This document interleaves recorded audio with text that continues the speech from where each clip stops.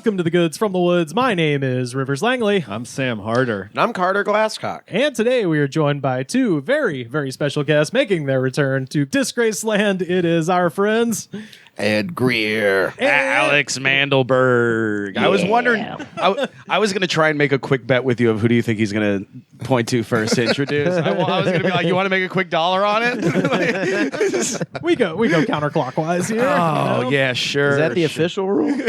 I don't know. Because you went Sam, then me. That's a Zorro Z right there. Yeah, I got to say, that's a... Yeah. Well, the host intros are in order of first appearance. Oh, I thought it was in order of importance then. That too. Okay. Yeah. Just making I know that's right. Podcast hierarchy. Yeah. No respect at all in this podcast. What are you getting? I pressed record on this podcast for the first time in 2013, so I got to say my name first. That's just how it fair. works, you know?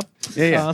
But that's why Carter is in a rolly chair, but he's on the other side of the desk to Sam. Yeah, Like, you know? But I have easy access to the shitter. That's right, yes. If I need to go. And I cleaned it today, so feel free to shit on the floor. Thank you. I'm not even going to announce when I have to go. I'm just going to drop the mic and go. They'll never know. I'll lock the door, though. Now just take it in there. That's you're missing podcast gold. There's my favorite album by The Replacements. Oh, Jesus. It's Pleased to Meet Me. Yeah, whatever we're going to talk about. Well, I wanted to say up front, we got to do some remembrances, perhaps, of people who aren't with us anymore. And George Michael. Well, I was going to say, I have He's almost... yeah. In a lot of ways. Yeah. I was going to open it up because I have almost nothing to say about Matthew Perry not being a Friends guy. But if anybody else does... Not to be cheesy, I saw he was on Bill Maher a few months ago. Uh-oh. There's -1 points against him. Well, no, but just, hearing him talk, he went through some shit. Yeah. Oh, yeah.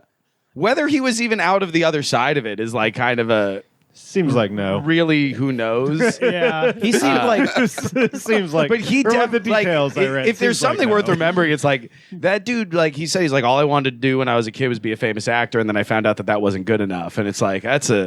woof. Yeah. Well, validation addiction, which turned into real addiction. Vicodin. Yeah. Vicodin. Lots of Vicodin. He seemed pretty tortured for... Yeah. The entirety of the time I've at least had social media, because interviews keep popping up where he's like, never give up on yourself. And it's like, which is sad. I mean, it's fucked up the way he died, and also he left, pretty much the last thing I remember seeing a headline was just him leaving this earth going, and also... fuck Keanu Reeves. Just on the way Wait, out. how could you say fuck Keanu Reeves? Keanu Reeves is like literally the guy who is so nice. We've never met him. None of us have ever met him. Here's the thing. Keanu, I've heard... met John Wick, though. I have heard so many stories. I've heard so many stories about what a kind person Keanu Reeves was, that if somebody walked up to me and was like, I met Keanu Reeves and he was a fucking asshole, my first thought would be, what did you do Right, what did to you say to him? offend Mr. Reeves? Yeah. Because that man is a fucking saint. I jumped into shopping cart while he was getting groceries, and I was like, "Hey, do Neo," and he was like, "Get the fuck out of my face!" Like, what an asshole. Exactly. Like, there's no world that I truly believe that Keanu Reeves was an asshole for no reason. Yeah. Well, his quote, I believe, because he wrote a book, and at some point in the book, he was just like, Keanu Reeves represents like the masses recognizing a guy who's not a good actor or something like that. And you're like, shut up, Chandler from Friends. See, you did have something to say about Matthew Perry. It's sad he died without having a chance to rectify his anti-Keanu position is all I'm saying. I don't know. He was on his body weight in pills, man. I wouldn't hold that against him. They probably met and he had a bad experience. Speaking of body weight and Keanu Reeves, I did have a friend claim, he swore to God, that he saw Keanu Reeves like going into a hotel room with like just a biker size, like leather clad chick one time. He was like, I swear he's into that stuff. That's why you never see him with a woman, because he's really into big, huge, leathery biker chicks. Hey man, that's cool. And here's the thing. He's had the red pill. He knows. The friend who told me this is not necessarily the most trustworthy person in the world, but because of how fun that story is, I've said that like it's gospel for years because it's more fun. That's one of those you gotta tell. Yeah. He's like, oh, Keanu Reeves, he's into big leathery biker chicks. See, does that make him? It's just fun. Does that make him a jerk for hiding it though? I don't know. See, yeah, all right, maybe a little bit. Nah, I could understand Matthew Perry and Keanu butting heads in the 90s. That's true, because Matthew Perry just wore his. He thought he was hot. I mean, Matthew Perry was killing it on the Friends first season with the monkey. Head to head, yeah, it's gonna like 2 Rams in the season. I mean, what celebrity could you assume is nice, realistically? You know what I mean? Like, even if you meet them for a second, they're either going to like do their best, like, don't make this person think that I'm not nice, or they're going to be honest and be like, fuck off and get out of my face. I can answer that question. Tom Hanks. Yeah, Absolutely Tom Hanks. He does seem very nice. Because there was that story in the news a few years ago where like Tom Hanks was posing with a kid who was drunk and passed out at a table. Hilarious. And there's 2 different stories for what happened there. The first one was that Tom Hanks had found this passed out kid and took the pictures because it would be funny for him to wake up to. Yeah. The other story was that they asked him to do it and he did. Both of those are Tom Hanks being the coolest fucking guy in the world. Like both options are he was a cool guy. Yeah. As far as how you could tell if they're nice or not, it's a question of when did they get famous and like at what age. I think that's crucial because Tom Hanks didn't really get huge until he was a full adult. As opposed like to we'd all be super nice. Fuck yeah. I am super nice. Join the Discord. I'm talking to everybody. I don't know, man. I always zag with the super nice guy thing. Yeah. It's like, look, there's so many celebrities you don't know how they are, period. Yeah. There isn't a bunch of PR for how they're good or bad. I trust that way more than the people with the giant PR firm telling you every time they fucking take a picture with a kid or fucking Bill Murray. Bill Murray's went awry because people started being like, these are too many of these stories. And you seem to be the invading force. You seem to be manifesting. But then there were also seems like a psycho. But then with Bill Murray, there were also then the stories of him being a complete and utter asshole. Like Bill Murray definitely just seems like the most bipolar of all the stories. Right. You're either going to get the nicest, coolest thing in the world happening to you, or Bill Murray's going to make you cry. Yeah. He's gonna. What's all like public perception? Like, here's an example. Like Bryan Cranston seems nice, right? And again, did not get famous. Yeah, he didn't get famous until he was like 68 years old. Yeah. But there's like so many ads of him and Jesse Pinkman's tequila company that I'm like, he's just drunk. Guy is just drunk all the time. Wouldn't want to be there on that hangover. Well, I'll tell you that. No, because they have a mezcal company, and you can't drink that much of that shit to get drunk. Because it's good, but it also tastes like gasoline. Like it's good in the way drinking good gasoline is good. Like he's had like one thimbleful, and he's like, "This will be perfect." It's number 93. It's the high. It's definitely 93. It's the corn ethanol. You know, I don't fuck with that 87 shit. I'm 93 or up. Yeah, that'll kill you. We've got Matthew Perry, and that is sad, but that's not who I. That's you not, fucking lie. You didn't say it any faker, and it's so sad. I'm not a Friends guy. I've always just been a hardcore. He was a Seinfeld human guy. being. I know. I don't know what that is. By the way, though, that is true. You were either a Seinfeld friend or a Friends fan. Yeah. But the weird thing was, if you loved one, you fucking hated the other. Yeah. I don't know why they were on right after each other. I didn't know any better. You're wrong. Okay, I was a child. I didn't was know any also a better. child, and I was like, this show sucks ass. I was like, where's the sorry. It was better with the monkey, but I'll still watch it. that little kid reviews, it was better with the monkey. I was more of just like a Dharma and Greg person. That's a good one too. They used to call me Suddenly Susan Glasscock. when I was a child actor, I was on an episode of Caroline in the City. Whoa, Oh, shit. And then I tried to watch a season of it, and I was like, no, I'm good. What did they have you doing on there? So there was an episode where the guy, the friend, the male friend, he had gotten a dog, but he couldn't. He gave the dog away, and then for some reason he had to get the dog back. So he was going to get the dog that he had given away, and come to find out that the family he had given the dog to had a deaf child who loved the dog, and I was the deaf child that he comes over, he's like, I need the dog, and then the dad signs to me that I have to give the dog back, and then I just look sad and hand the leash over. It was a really sad scene. Anyways. I decided to try and watch season after that. I think it went right over my. I was like 7. What was the plot twist of did they let you keep the dog? Yeah, he ends up being like, I guess I can't get the dog back. Yeah, he feels guilty about it. That's amazing. And then Caroline draws a little cartoon of it, like your little. Yeah, my sad face doing draws that. your deafness somehow.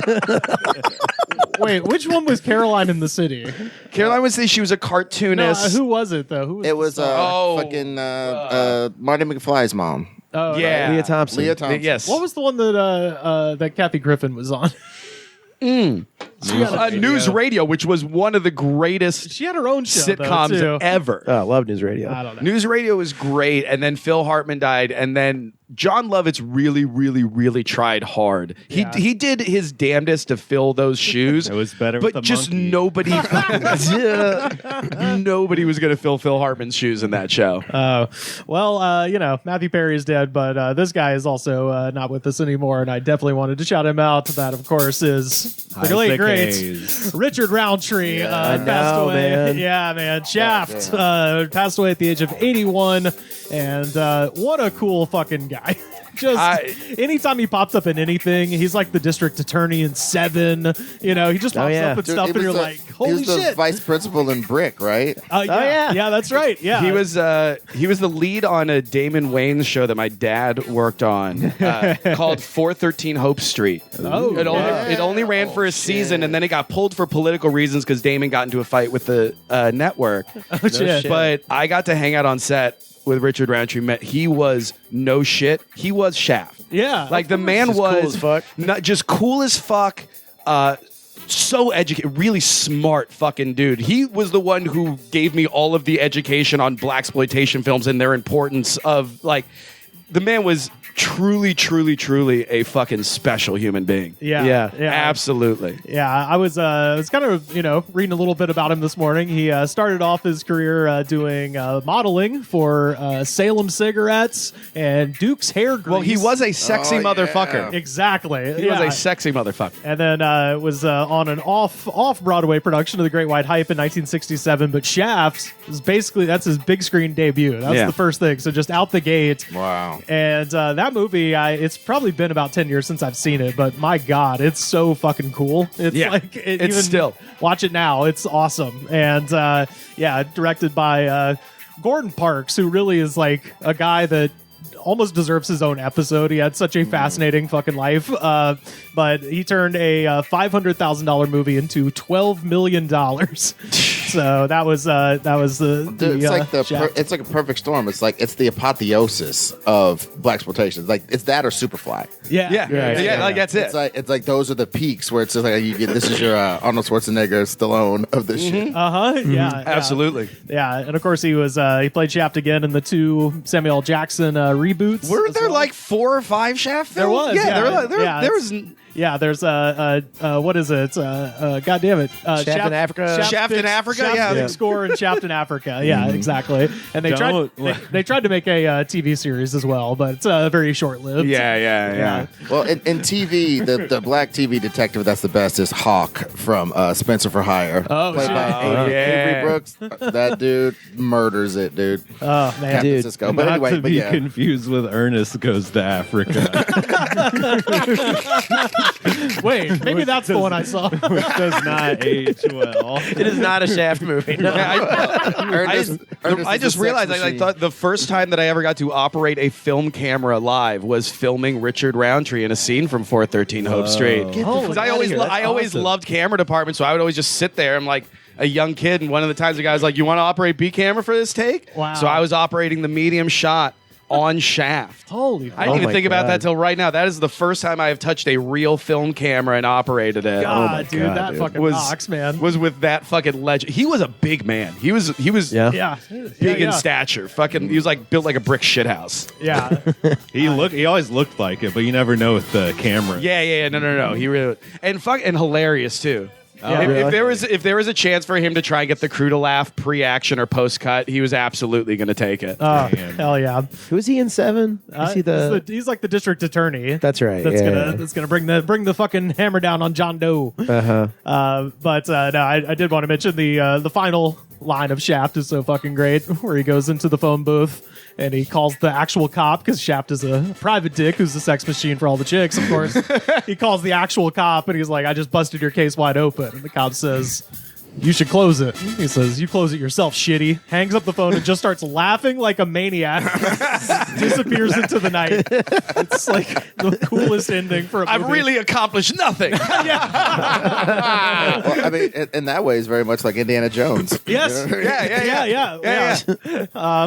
But no, when I was reading about him today, it's one just interesting fact. He was a big spokesman for the Susan G. Komen Foundation because he actually beat breast cancer himself in the early 90s. He had breast cancer? He's like one of the few men, like probably the only famous guy ever, I think. Well, he was so cool. He like beat that. You know what I mean? Yeah. In regards to like oh, that's lame. You got lady disease. Motherfucker Shaft got it. Yeah, What you gonna say? yeah, that's right. But yeah, like I said, And he's a bad mother. Shut your mouth. yeah. So yeah, wanted to make note of Richard Roundtree's passing because as far as just all-time cool guys, right near the fucking top. God, I didn't even realize he was that old, man. Yeah, 81, 81 years old. That means when I met him, he was in his like late 50s. He didn't even look that up, man. He looked good. That man looked good. Yeah, fuck yeah. So anyway, R.I.P. Richard Roundtree. We'll Hell yeah. see you on the other side of that phone booth. Close it yourself, shitty. Shitty. Love it. I got a little misty thinking about Richard Roundtree right now. God damn. I mean, what a cool guy. Well, Sam actually brought in our ungodly concoction for the day, and right before we started recording, I already don't trust it. It's got foreign letters on the side. Right. Those are not American letters. Yeah. right before we started recording, Alex goes, "Do we have another energy drink today?" And I didn't know how to answer that because it's sort of. Sam, what do we got? All the way from Korea, we have Summer Crush Energy Tropical Punch. Oh, punch! What? Okay, why is it that every time I'm here, you guys have the uncarbonated energy drinks? Well, this one's not even. This one is more like an Otter Pop slushy. Here, feel it. Feel it. It's like it's supposed to be frozen. Frozen. Oh, Yeah, it's supposed to be- I'm it's like a not slushy. excited about this. Oh, wow. I don't know, there's only 4 of them. We gotta figure out how So to do here this. we'll give them to our guests, and then me and Sam, I guess, will split one unless you're just really hankering to drink an entire one. I don't know. I'm gonna want to, but Sam, I'll just split it. squirt a little in my cup there, and I'll. And it comes in like Sam, pull your pants back up. it comes in a pouch like a Capri Sun, but has a little nipple on. Yeah. the end instead of a straw. It's very fucking weird looking. I'm really scared. Let's break this open, Carter. Okay. Yeah, all right. Let's see. All right, Sam's. It looks like a smoothie. Oh, it does look like a smoothie. Okay, I'm kind of jazzed for this. I'm not gonna lie. Oh yeah, buddy, that looks great. You don't get the ASMR thing this time because it's a weird bag with a nipple on we'll it. just add our own and. Imagine what it would sound like if you just mushed a baby in the soft spot. You know what? Ooh, the smell is fantastic. I will say. It tastes like almost like a cherry Slurpee, but someone dropped a broken battery in the mix. Like it's just like a little bit of battery acid with a Slurpee. Is that lychee? Is that lychee? Is that the flavor?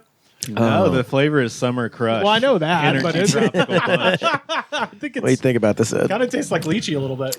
You know, they make like fake fruit in a factory. Yeah, and they yeah, squeeze yeah. it into stuff.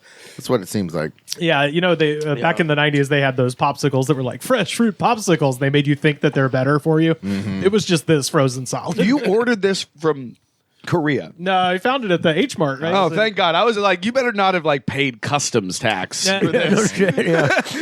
There's like a hidden mall in Koreatown that there's like Yep. a nice. I hear H Mart's awesome. They have great food there, right? Oh, They yeah. do, yeah. You can get really high quality like vegetables and Seafood, meat and stuff, too. Yeah. It's definitely tart.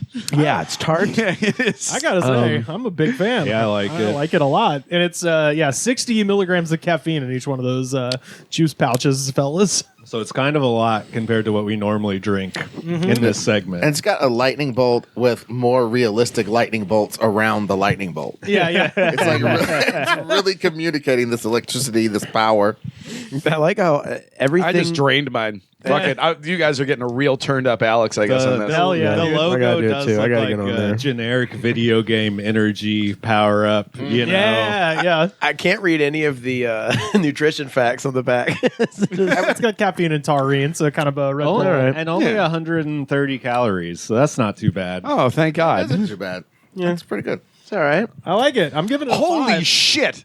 and 17 grams of sugar. Hell yeah. Holy fuck. Yeah. And only I'm not having any candy tonight. Holy shit, that is. Oh, there is 1 gram of protein in it. Oh, so it's okay. It's okay. yeah. That's good. I'm in a building phase. For sure, dude. You're really bulking up right now. Oh yeah. I'm giving it 5 stars, but then right when I was saying that, Alex was like, "Oh, it's because there's a shitload of sugar in there." I'm like, "Yep, that's why." That's why. Yeah, I like it. 5 stars. yeah. Good job, Korea. You did Yeah, it. how could you can't put 17 grams of oh man. Although when we were in Jamaica, we did see they have a local soda there that has 72 grams of sugar in it. Jesus. That is- Legal amounts of sugar. it was That's just sugar at that point. Yeah, it was- It's not. That ceases to be. That crosses the threshold of soda into just simple syrup. I think. yeah, it was Dude, there's 39 grams of sugar in a 12-ounce Coke. Uh huh.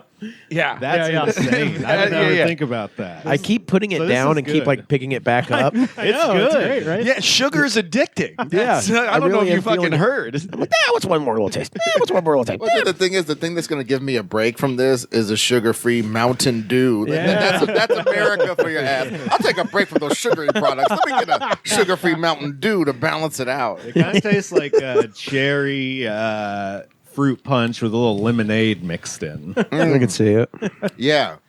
That's a sort of fruity, I guess, a taurine flavor. Or Yeah, I whatever. think Like I so. said, I'm sticking with my battery acid cherry Slurpee. You're not. Yeah. That's also not a wrong. That's like I can totally taste that as well. All right. What do you say, Carter? How many stars are we giving that? I'm gonna give it 4. 4. What do you say, Ed? I think I'm gonna say 4 too because I keep going back to it. Yeah, it's like on those food channels. It's like I wasn't gonna rate this as high as the other dish, but I just keep eating it. Yeah. I was gonna say 2.5 stars, but it's making me see double, so I guess that would be 5 stars. So it's That's 5. So it's 5 stars. You consider yourself summer crushed. Yeah, It might be fall. And I dude, guess- winter even. I'm fucking summer slammed right now. I guess the point is to drink these in the summer since it is a frozen concoction of sorts. But yeah, I don't know. it's it right Try now. it. Try it. It'll be November by the time you hear this podcast. Yeah, Try it. person listening to this in wherever you are, drive to the little Korean mart here in Los Angeles. Yeah. Or you might- I mean, just energy Slurpee. It's a great concept. It is. It isn't. But it isn't. But it really isn't. Because by nature, the Slurpee already has 39 grams of sugar in it. Humans love Why? repackaged content. That's why they make all the reboots. That's why Exactly. people love the same thing but slightly different. No, Exactly. Alex, I'll tell you the reason I am in favor of a Slurpee version of an energy drink is because it at least slows you down a little bit. Didn't You slow can't any just of us slam it. down. Right. We all Yeah. just fucking I crushed slammed that. this thing. Yeah. I crushed Just a it. little bit. I'm saying I could take down whatever that is. Like I just mean, does this function as like truck stop crank, where you can like, are you going to be up? Like, if you've been up for 3 days, can you pound one of these and stay up? No, These- no, you can't because the sugar is going to get You'd you. have to do the whole 4-pack. if you did the Yeah. box, yeah, you'd be Gotta feeling get it. down. Do the One box. of these with dick pill energy in it. It's like I'm flying off the shelves at Love's. Horny Oh, go just weed? Flying Oh. off. Dude, hell yeah. No, you're right. I can feel my own hair growing right now. And the best part is the little nipple. Wow, your eyes are clocks. The little Wow. nipple you get to suck it out of. Yeah, yeah. Yeah, that's nice. I'm really getting into that part. It's very infantilizing because it comes out of a fucking like little- bag, it's like a a little Capri pouch. Sun, and then you're sucking on a little titty too. It makes me feel like a fucking baby eating this. But you know what? Sure. It does. You do kind of look like a baby with his applesauce right now. I'm like slumped in my chair and I'm like, and then I'm giving it a 4, like I have a critical opinion. Yeah, hold on, give me one more. I This know, is for the Discord. Yeah. So this All is the Discord Debbies. this is exclusive Discord content. Join the Discord and you can see Carter. This is disgusting. Well, they should sell this to like construction workers because this is like lascivious. There's a bunch of dudes leering. Also, like, baby? they're like catcalling, and then they immediately have to drink a juice box. Johnny, come up here and make us happy. No, you can't toss us to a group of people that already are at high risk for diabetes. Like that's just like you can't do that. I had Sugar Crash on top of a beam. Oh yeah. Oh my god. I'm crashing, brother. Like in a man on wire situation, they're just like fucking levitating. Summer Crash, more like summer. Wait, I fucked that up. Summer Crush. Never More like mind. Summer Crash. Oh, my man, God. Carter's already crashing from the fucking shit. It's going down, folks. I'm gonna sleep on your records. You have so many. Yeah, I like that. I unfortunately like that. Thankfully, they only sell it at a place that's not that close to me. Yeah, the parking's kind of fucked over there. Realistically, it's fine. There's another H Mart closer to here. Oh, okay. Dude, I just experienced that last suck where there's not any left. Disappointing. And it like collapses on itself. Dude, it makes you feel bad. It does. Oh, you took it to that level. Yeah, you could yeah. have left a sip in there, Yeah. you piece Yeah. of shit. Nope. It's like, It crinkles up like you just ate its soul. you finished the dignity cut. it's like if you ever had Yeah, weed and you're like digging the last pieces of shake out of the corner of the bag. Dude, yeah. You're like, what am I doing? This isn't even satisfying. Dude, this thing looks like the first victim in The Ring. Or when you got like a bag of chips and like Doritos and you're getting the cheese dust like nummy at the end because you're like, how many more chips? Do you want more chips? When you isolate the little chip crumbles in the corner of a bag and flick the bag to loosen them. Yeah. I'm going to do a key bump of Dorito dust, brother. I gotta be honest, I did that earlier today and I just changed shirts before I came here. Was there too much Dorito dust on the other one? I don't want the boys to know. It was like one of those. Yeah, they could never know. It was like one of those fucking like huge bags of like Cheeto or it was cheddar rice cake shit. Okay. It was a big, but like that's a healthy option. But you know, like when you open it wrong and it like splits down the middle, and I was like, this one's just got to go straight to the dome.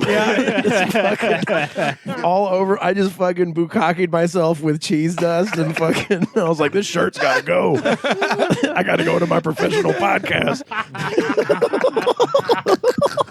And then he also saw me on the way here blasting metal music. So wait a I'm not doing all right. So you're telling me that there's a way that you could like just tear the bag, that if any time you're just like, I just want to eat this, you could just tear the bag in a way that you're like, well, now I got to eat the whole fucking bag. There's It was like there's no way split down the middle. there's no way to reclose this to seal in the freshness, because what you're worried about with your cheese rice snacks is the freshness, obviously. Like that is paramount to all other things. you rip the bag and you're like, well, Caesar has crossed the Rubicon. I was like, well, Caesar has eaten at the Ruby Tuesdays. And then I closed my laptop. Boy, Napoleon really marched into Russia on this one. I was there on my pants too. I was like, nah, they're good. It's like that thing is like, oh, this is too much for a chip clip. No chip clip could say No chip clip can hold this. But like, I tried to put the chip clip back on it, but the end was so frayed. It looked like when you those like shitty like at like a CVS when they have like candy corn and, and like the little like bag and like there's a splayed out thing. I don't know if this is too specific of a reference. The one that got caught in the crimper when they were heating the bag up. Yeah. I know what you're talking about.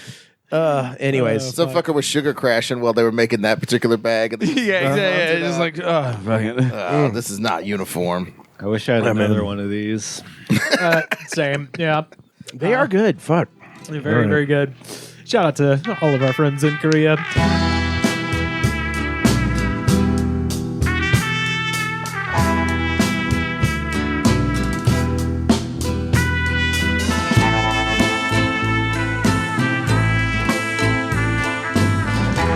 So I'm not normally one to offer any help to law enforcement, generally speaking, but there was a thing that went out in DeSoto County, Florida, from the cops down there that I did feel like I needed to share. This is from WFLA. The DeSoto County Sheriff's Office is asking drivers to keep an eye out for a white truck that's been impersonating law enforcement.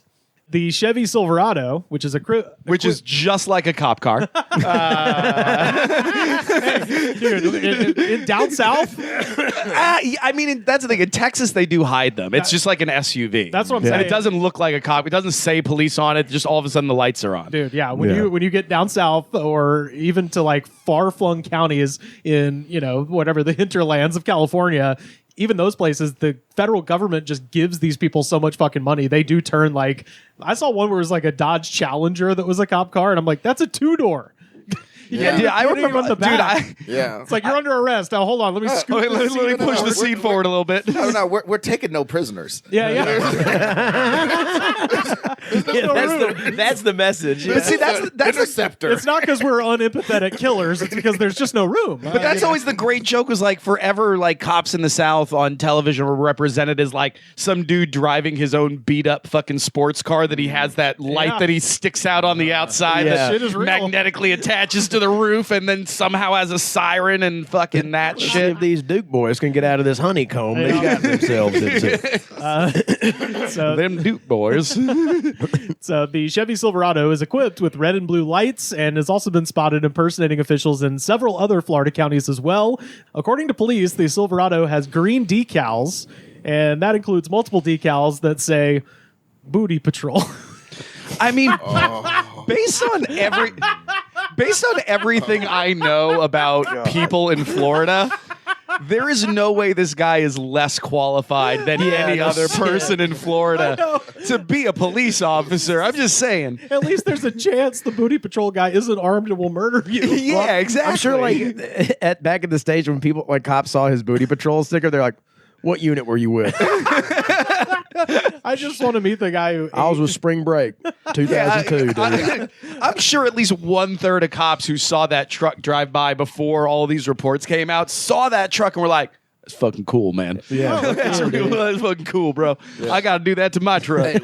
Hey, black fella, where'd you serve? Oh, yeah, Freak Nick 99. Fuckers. Freak Nick 99. Oh, goddamn, man. You're like the Richard Roundtree of us fake cops. I was telling somebody the other day, there was like kids in my elementary school that would wear the Freaknik t-shirts that they got, or I should say that their parents got, and just were like, yeah, here you go. And it wasn't until years later when I found out what Freaknik was that became incredibly funny. Wait, this is news to me. What is Freaknik? I did 5 tours in the desert in Reno, Burning Man. Freaknik was like a big, college age and people who like Matthew McConaughey on college people. You know? Oh, God. Sort of black spring breaky sort of thing for colleges down south. It was in Atlanta. Okay. Yeah. So- and, it was like a big party, and like supposedly, like I think last year on Twitter they were talking about like there's going to be a documentary about Freaknik, and a lot of people's moms and dads are going to be in footage of them doing all types of nasty shit in the streets, like S&Ds and F&As. Yeah, no, those girls in the original Girls Gone Wild videos are our age. They're probably parents and kids, you know. Yep. But yeah, they had these t-shirts, and obviously, probably were given out in exchange for like views of boobs. It's safe to assume, and kids at my elementary school would wear them. And then wait, what? Hold on, pause. So I grew up an hour and a half west of Atlanta. So their parents would go to Freaknik and show their titties, and then receive a free t-shirt, and then give it to their school children. And they would wear them to school. And as a child, I would just see, oh, Freaknik, didn't know what it was. Years later, found out what it was, and then retroactively was like, oh, that's kind of crazy. Yeah, that's a little bit. And it's such a wasted opportunity as a little kid to bully somebody. It's like, oh, your mom's a hoe. It's a waste. and it's also that could have started the conversation way back then. Like somebody would be like, well, why is this mom a hoe? She's just having a good time. You're fucking up with her bodily autonomy, you fuckface. And then we would have had that. Yeah, we could have earlier. If only you had known what Freaknik was, the world would be a better place right now, River. Don't freak shame my mother. Right, exactly. Exactly. We're all freaks at Freaknik, okay? Yeah. And what about the guys? Look at that guy's wiener is out. He's not even involved in anything. That guy's an accountant and he's respected. That's bullshit. Some guy on the lawn across the street from Freaknik just helicoptering his wiener around. just on the wiener periphery. That's where that was born, actually, I think. Freaknik? That was the first time anybody ever helicoptered their decided penis around. Yeah, that's right. Take your dick out. Atlanta, 1993. Yeah. Oh man, Yeah. I want a freak dick. I'm shirt. pretty sure that's like the second thing we did with it. Yeah. Like cavemen did that. Yeah, that's the second thing they did. There was a pizza place in Auburn called Brand X, and before they closed down, we found out when they were closing. I was like, "Got to go get Brand X one more time." And I was waiting for my pizza, and there was a bunch of drunk guys in there, and one of them, I think he had just signed up for the military and was really fucking hammered and screaming. He was like screaming at one of his friends. He's like, "Do you know what goes through your mind when you fuck with a Marine?" And the guy's like, "What?" He goes, "A bullet!" Oh, shit. And then it began helicoptering his wiener in his basketball shorts. Oh, jeez. Just in the thing. What a hellscape nightmare! Hey, man, college town and football season, buddy.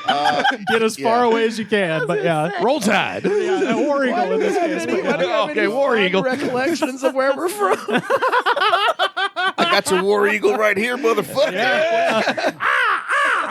It's circling its prey. I assume Brand X was like a comic book themed kind of pizzeria, sort of. Nah, it was just like, it was Brand Or was it X. actual chemical waste? No, I think their pitch was it was just such bog standard pizza. It was like Brand X, like no frills, nothing. Just it is pizza, and it is. There wasn't even a $10. sci-fi element to Nah, it. And they only served cheese, pepperoni, and that was it. yeah, it was pretty limited. And but- severely shell-shocked Marines would go in there all the time like, hell yeah, no choices! No choices! Oh, yeah. And just to clarify one more time, this has nothing to do with science fiction. No, Because no. Carter was so disappointed. I was, yeah. So it has nothing to do with it? metaverses or anything? Yeah, no. It was a Sorry. very specific reference to 1989 Batman, where Jack Nicholson says he's been messing with Brand X. I think it predated that. By the way, if any drivers have been pulled over by the Booty Patrol or have any information, go fuck yourself. It says contact the sheriff's department, but no. Yeah, no, don't let that man have his fun. Let him live his life. Not only let him have his fun. Not only let him have his fun. I mean, as long as he's not hurt anybody, let him have his fun. obviously, yeah. But also, imagine the relief If when you you're- pull over for a Chevy Silverado that has lights duct taped to the roof of it and says Booty Patrol on the side, well, I feel like you get what you Yeah, did. I'm like, is this a citizen's arrest? Like, what the fuck? They Yeah. should know when he hops out wearing a female body inspector. that he's Yeah, up to no I'm good. like more concerned. Yeah, honestly. It's like this guy doesn't give a fuck about the rules. Like he doesn't even know how to work the body cam. He's gonna fucking.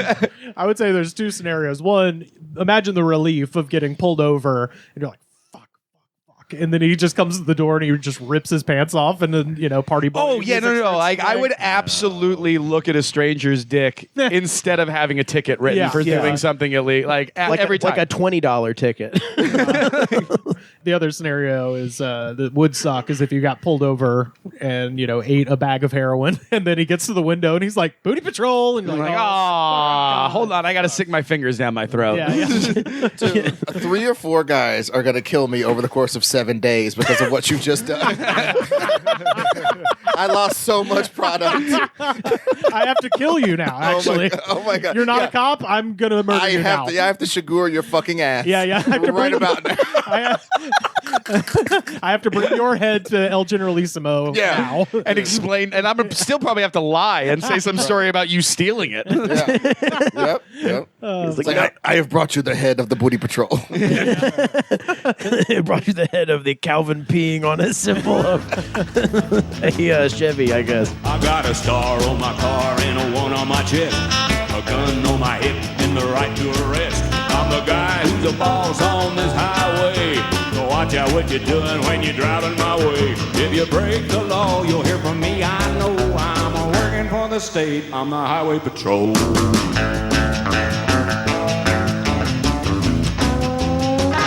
We have a segment on the show called Top 3, where we get our listeners to write into us on Twitter and now on our Discord, as we mentioned. Go to our link tree if you want an invite. Get in there. It's free. It's fun. We're chatting with everybody. Sam and I are in there all the time. Carter has posted once, which is 100% more than I thought. Yeah. I just let them know that it's over for them. Yeah. And but I haven't posted And by that, you mean he's never coming back? Yeah, it's over for me. It's really over for you saying, motherfuckers. I always wonder if it's a coincidence that I always get called in for the list episodes.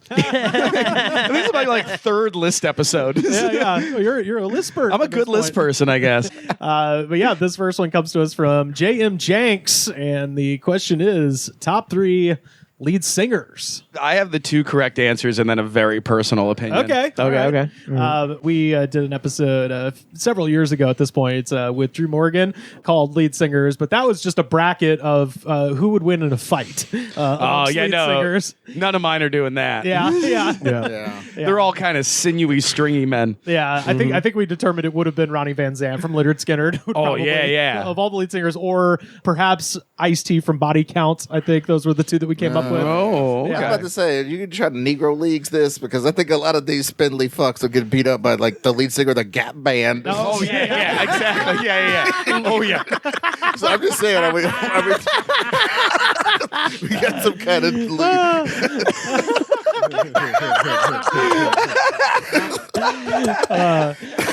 I'll run. Yeah, not a lot of guys are getting past the lead singer of the Gap Band.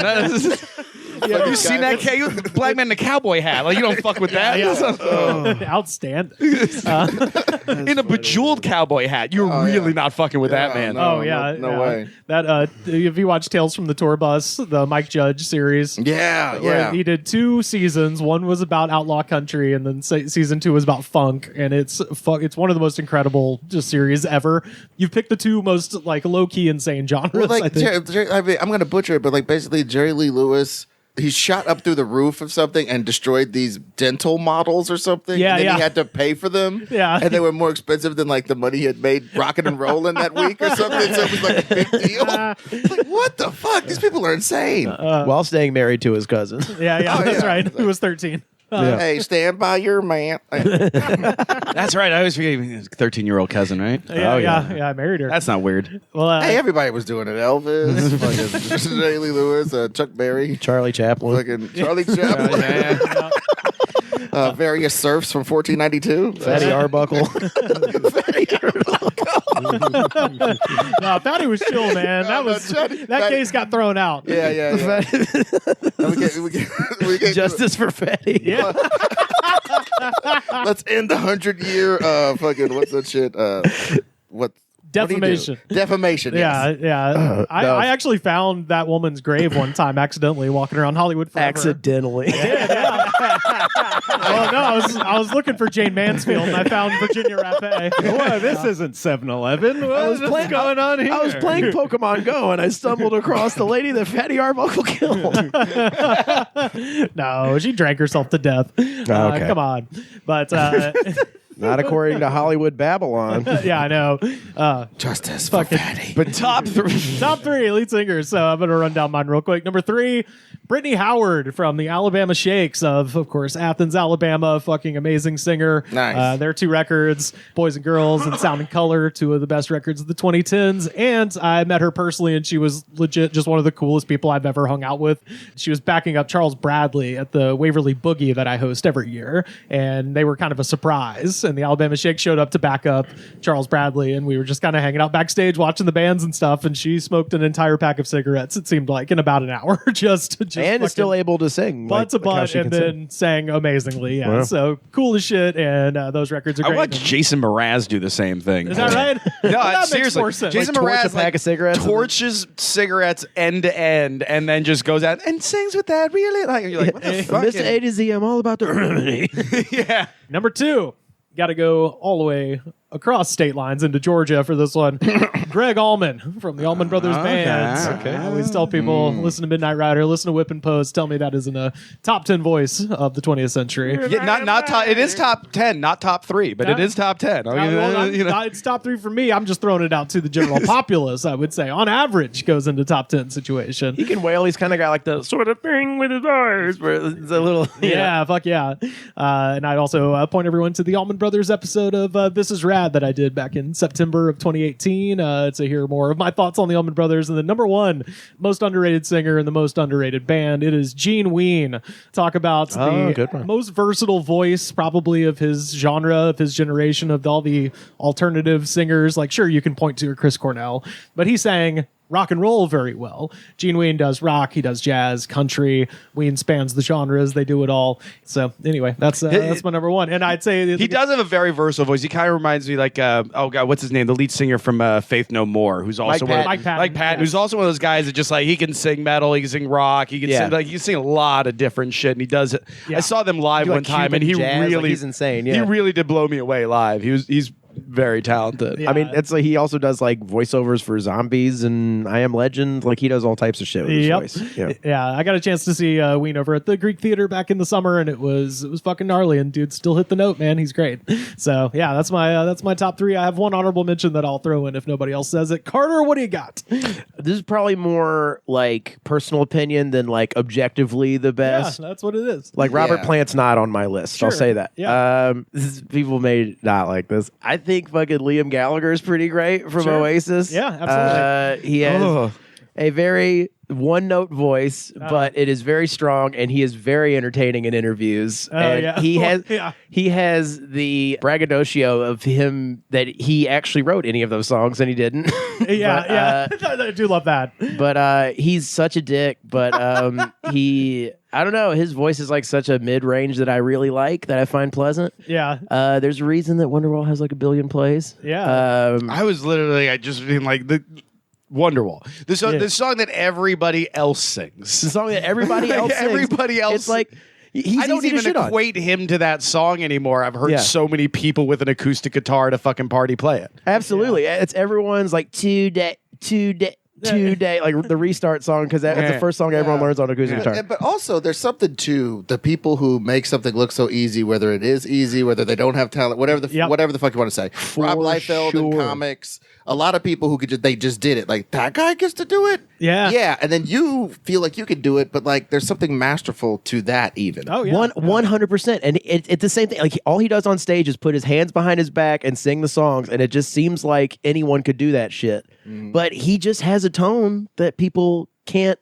I mean, like, I would like to see a lot of people put their money where their mouth is and try to sing as well as he can, because he has just such a steady, like, mid-range tone that I think he's one of the best singers of the 90s. Yeah, and to your point about him in interviews, it's always funny. It's hilarious. Just being like, you can barely tell what he's saying because he has such a thick accent, and he's always shit talking his brother or other bands. He always says the best album of all time is the last thing he put out. Yes, it's so funny. Yeah, perfect. He's great. All right, so that's number 3. Number 2 is Robert Smith of The Cure. Okay, yeah. Nice. The sad boy to end all sad boys. It's funny. Like, I didn't really get into The Cure until I was in college, because the only thing I knew about them was the South Park episode. Yeah, and I always just assumed it was like gonna be this very like bummer music just based on his appearance. And then you listen to it, you're like, it's happy as shit. It's so happy. Fun, but new wave. their bummer records fucking rule too. Like, their goth albums are so good. Yeah, like sure. Pornography and Faith and 17 Seconds are great. But like, yeah, he's like, it's sad romantic music for dorks, but also there's some songs that everyone knows, like Friday I'm in Love and fucking Love Song and all that shit. Yeah, Just Like Heaven. Yeah, Just Like Heaven. Everyone knows those songs. So I mean, I would say one of the best songwriters, if not my favorite songwriter of the 80s. And number 1 for like frontman, like braggadocio shit, Bon Scott from AC/DC. Oh, dude. yeah, there we go. Yeah. Fucking the bare-chested, like like that kind of fucking voice, but like done correctly. He's funny as shit. Yeah. And he died drinking himself to death. I mean, and I just can't get into Brian Johnson, dude. Like, I can't. Like, his screechiness and like the sex jokes are too overt. Like, you know, like Bon Scott was funnier. And like, I'm going to touch on AC/DC a bit in my list, but I'm not going to get ahead. But yes, you are absolutely right. You know what I mean? Like, like Let Me Put My Love Into You by Brian Johnson is so on the nose. It's like fucking God. Like, sorry. My favorite. And also, Bon Scott played the fucking bagpipes. Played the bagpipes. How fucking cool is that? That's so badass. How fucking cool is that? That's what I was going to mention. No. The knocking me out with those American thighs. American thighs always got me because like we had like more nutrition than them, I guess.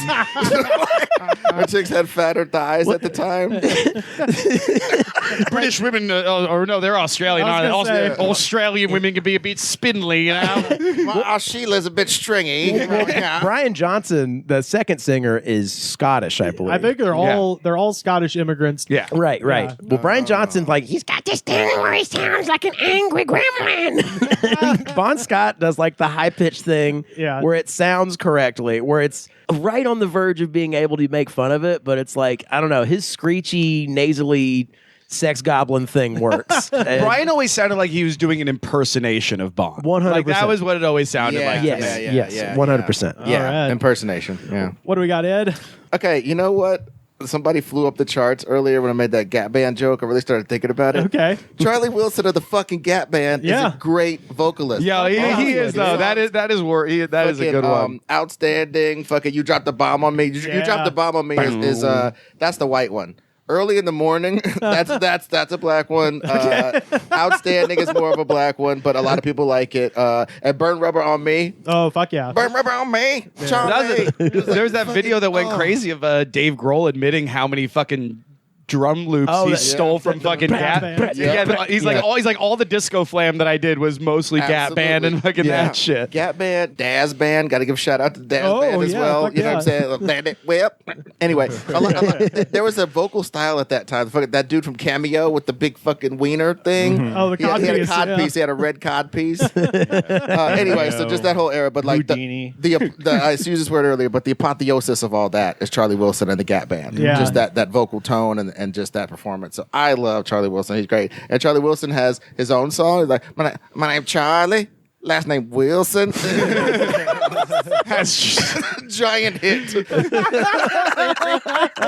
Less problematic R. Kelly. Yeah. Absolutely. So vocal tone, just performance, and he's great. And he like outlived his brothers. You know what I'm saying? The real rock and roll story, like I'm the last one. You know, a lot of rock and rollers are like Old Man Logan. You know what I'm saying? Like, right. I killed the X-Men on tour. Now, dude, remember when Eddie Van Halen went to rehab and he came out and he looked worse? He got clean and sober, and somehow that fucking aged the shit out of him. He was being preserved by the alcohol. Right. It's like those 800-pounders that get skinny in their middle age, and then they start looking super old, and you're just like, is it better for you to be fat? Yeah, maybe eat more. Yeah. Was that better? That skin's not suctioning back to your muscles. Right. I mean, you're pushing maximum density, and you look better. Okay. So there's that one. You know what? This is a weird one for me, but Beth Gibbons of Portishead. Fuck yeah, great call. Great call. That's not a bad one. Yeah, because she's like a lot of people would come in and be like she's like a sort of a Geddy Lee for girls or something. You know what I mean? Like she's got such a specific tone for that specific music that nobody gives a fuck if it's like quote unquote good. I'll say it's fucking good because she's doing interesting, unique stuff on her own. It's not just warbling. She's really connecting with the beats, and like the beats are around her poems and shit. It's like very much like stuff that she wrote that she knows how to fucking sing.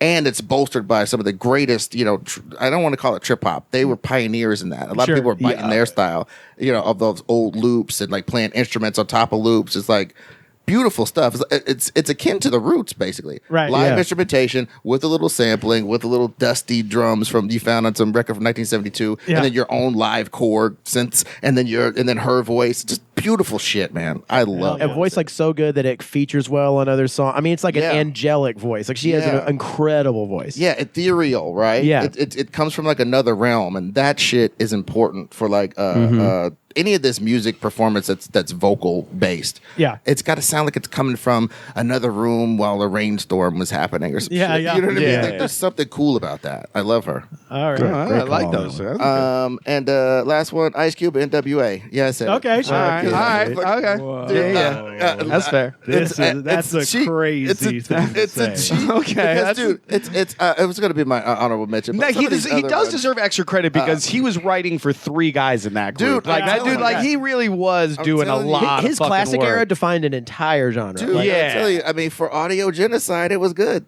It was really good, and it was engaging. But like, you know what? If I'm gonna say my white boy answer, it's fucking Axl Rose. I don't wow. care. Axl Rose. Top tier Axl Rose is top tier rock and roll vocals shit. Period. All the weird runs in there, all that shit. Fucking Hey, Rocket Queen. Ed, you have one of the correct answers. That is one of the correct answers. That is absolutely one of the Fucking correct Appetite answers. for Destruction, I maintain. Fucking front, back, side to side. Mr. Brownstone, you feel like he's fucking on heroin. Rocket Queen, you feel like he's pining for this universe and fucking, yeah, it's just amazing shit. And simple shit like Paradise City. There's a meter to that song and it builds and there's all types of different vocals in it. All right. He's fucking great. And now the stage antics, the sideways shuffle, you know what I'm saying?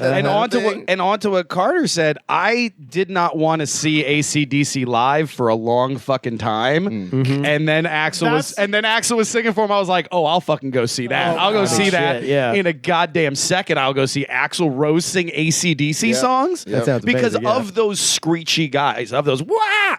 Axl is the pinnacle of that. Yep. Everybody else is trying to intimidate, but there is none like Axl when it comes to that voice. And then there was a qualitative difference between him and like somebody like Vince Neil, right?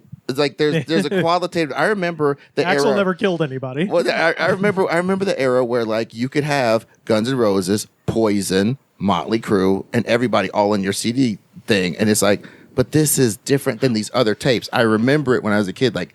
This is different. There's a qualitative difference. Even worse, like the lead singers of so many of those groups sounded so similar. Yeah. And then Axl would come on and you're like, what the fuck is that? And then you listen to their live albums, you're like, wait a second, he's doing that live? Dude, and it has a voice of a generation sound. It's the reason why they played "Welcome to the Jungle" at the beginning of fucking "Lean on Me." Oh, they yeah. didn't play Oh. a hip hop song; they played a rock song, and Yep. it sounded like the Discordant Times more so than any rap song could. What do you got, Alex? I'll start my honorable mention because no one will know Dave Brockie from Guar, the original lead singer of Guar. Not because he has a great voice even, but because that man's ability to have charisma on stage covered head to toe in costume and makeup. As a comedian, we as a respect people who commit to the fucking bit. Yeah, he committed to the bit. Also, the only time I got to see him live, their encore was maybe the greatest encore. It's like top 5 encores I've ever seen in my life because they opened with "Sick of You," which is their only really great song. And then they closed. So every year at the AV Club, Guar would purposely go last when they would bring people in to do like shitty 80s songs. Yeah. Because they wanted the worst pick of a shitty 80s song. Yes. And this year they'd apparently just gone in about a month and a half before to record, and they got "Get Out of My Dreams, Get Into My Car." I remember this. Yeah. And they turned that into a mashup with Baba O'Reilly. Oh, wow. And it actually wound up being like this super awesome death metal "Get Out of My Dreams, Get Into My Car" that would turn into just a straight up Baba O'Reilly cover that they would then bring back into "Get Out of My Dreams, Get Into My Car." Yeah. And it was just like really good. And then we went and saw him live, and then they did that whole thing live. And when they got to the breakdown of Baba O'Reilly, like everyone in the crowd is just losing their fucking shit. Yeah. Because I think a band doing a cover live, it's just a different thing. It's a band saying, hey, if you guys like us, here's a song everyone in the band likes. Yeah. Right. And when you hear that and you're like, holy fuck, I love that song too. I can see where that has done. Like, it's just a cool kind of moment, I think. I 100%. I saw them at the Fonda, and they closed with, speaking of AC/DC, "If You Want Blood, You Got It." Ah, And nice. It's my favorite AC/DC song. They Oh, my sprayed God. the Very entire nice. crowd for the Fuck entire yes. song with It's fake wonderful. blood. Wonderful, wonderful. Love Guar. But yeah, that's my honorable mention. I will start, I guess, at third because that's my one personal opinion. It's Aaron Barrett, the lead singer of Real Big Fish, because the summer of ska meant something to me. Okay. It was really just an important summer. And there. again, fucking like I have a big thing about guys who are unbelievable live. When you see someone live and they sound just as good, if not better, than they sound on the album. Yeah. Oh, I just saw My Morning Jacket at the Hollywood Bowl, and similar situation where you're like, it's the reason why Kiedis from Red Hot Chili Peppers could never make the list. He's Bono, another one where it's just like they're not great singers live. Like Bono and Kiedis, they both just crank their microphone up to 11 and they sing at kind of this volume because that's the only way they can be on key. But they're in the sphere, Alex. And they're in the sphere. Yeah, there's something different when a dude is actually just like belting notes and you're still like, fuck, you're on key, baby. This is awesome. I love it. To that point, Rivers, remember when we saw The Who at Hollywood Bowl? So, you know, they'd play Won't Get Fooled Again, and they skip one part where he's supposed to be like, and everyone's like, well, he's in his, he's like 1,000 years old, so it's like, whatever, it's fine. And then he pulled it out, and he like had to hunch all the way over and do it. Yeah, and I remember Seth leaned over, and he was like, "That is a earn your paycheck moment, right now." Dude. Like, when I saw, like 5 years ago, I saw the Rolling Stones. Yeah. And Mick Jagger was just really trying to Mick Jagger it up every single song. He's dancing and he's clapping. But about 2/3 of the way into every song, he would always go, "Now you sing," and hold the mic. It's like, you're like, oh, you're out of breath, aren't you, Mick? You got this whole next song. You got this whole next chorus. Just get it for me. Did they have a Mick Jagger workout tape back in the days, like the Fonda days? Oh, yeah. They should have. Now chicken dance. Now stomp. Now stomp. I was saying, especially during the Start Me Up days, that's when he was looking really like he was selling some workout tapes. Yeah. But my two correct answers, Ed already got one. Number 2, Axl Rose. Always impersonated, never replicated. That is the voice of a fucking rock and roll singer as far as I'm concerned. Okay. Respect it. And the correct number 1 answer, just because it is the greatest voice that ever chose to do rock, is Freddie Mercury. Okay. Of course. It's just the best voice that ever chose rock and roll. Yeah. Unbelievable. I will say the thing nobody ever talks about with Freddie Mercury, amazing asides. Like when he's when he goes, was that fin on your back part of the deal? Shark. And we understood it was a shark. You didn't have to say it, but you gave it to me. Oh yeah. That's my favorite Queen song, by the way. Death on Two Legs. Dude, opening. That's a list for the future. Top ad libs person. Oh yeah. There's a lot of choices there, dude. Yeah, and I also love Jaws was never my scene, and I don't like Star Wars. And then cut to he's on Darth Vader's shoulders in that one picture.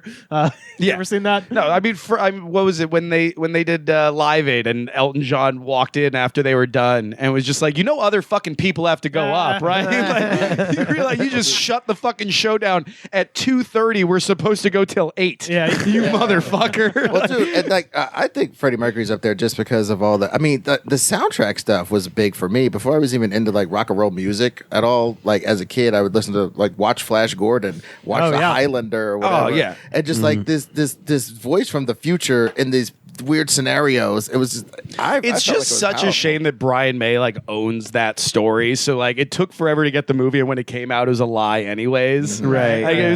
That's my favorite thing. Apparently, one of the biggest hangups on the script, because Brian got to have permission, grant the rights over the script. Yeah. He didn't want it to be the Freddie Mercury story. He was really adamant. He's like, this is the story of Queen. So in his original draft that he did approve, Freddie Mercury dies in Act 3. Act 4 and 5 is about how Queen went on. No, the fuck it didn't. Brian, you lying? It's like, wait, fuck. Is there Adam Lambert shit on the cutting room floor? Like we're going to have Adam Lambert stuff come in. No, this was not what was shot. This was they also had 5 different actors attached to be Freddie Mercury. This movie was in the works for over a decade because nobody could get Brian May to agree to a story. And when they finally did, Josh Gad version of Bohemian Rhapsody. I think there was a time it was going to be that singer Miko is going to be playing Freddie Mercury. Miko there fucking rules, by the way. That'd be an honorable mention right there. Yeah, Miko badass. Grace Kelly. All I know is like I said about the soundtrack shit for 10 fucking years, walking towards the fucking trash can. Trash. For like 10 years.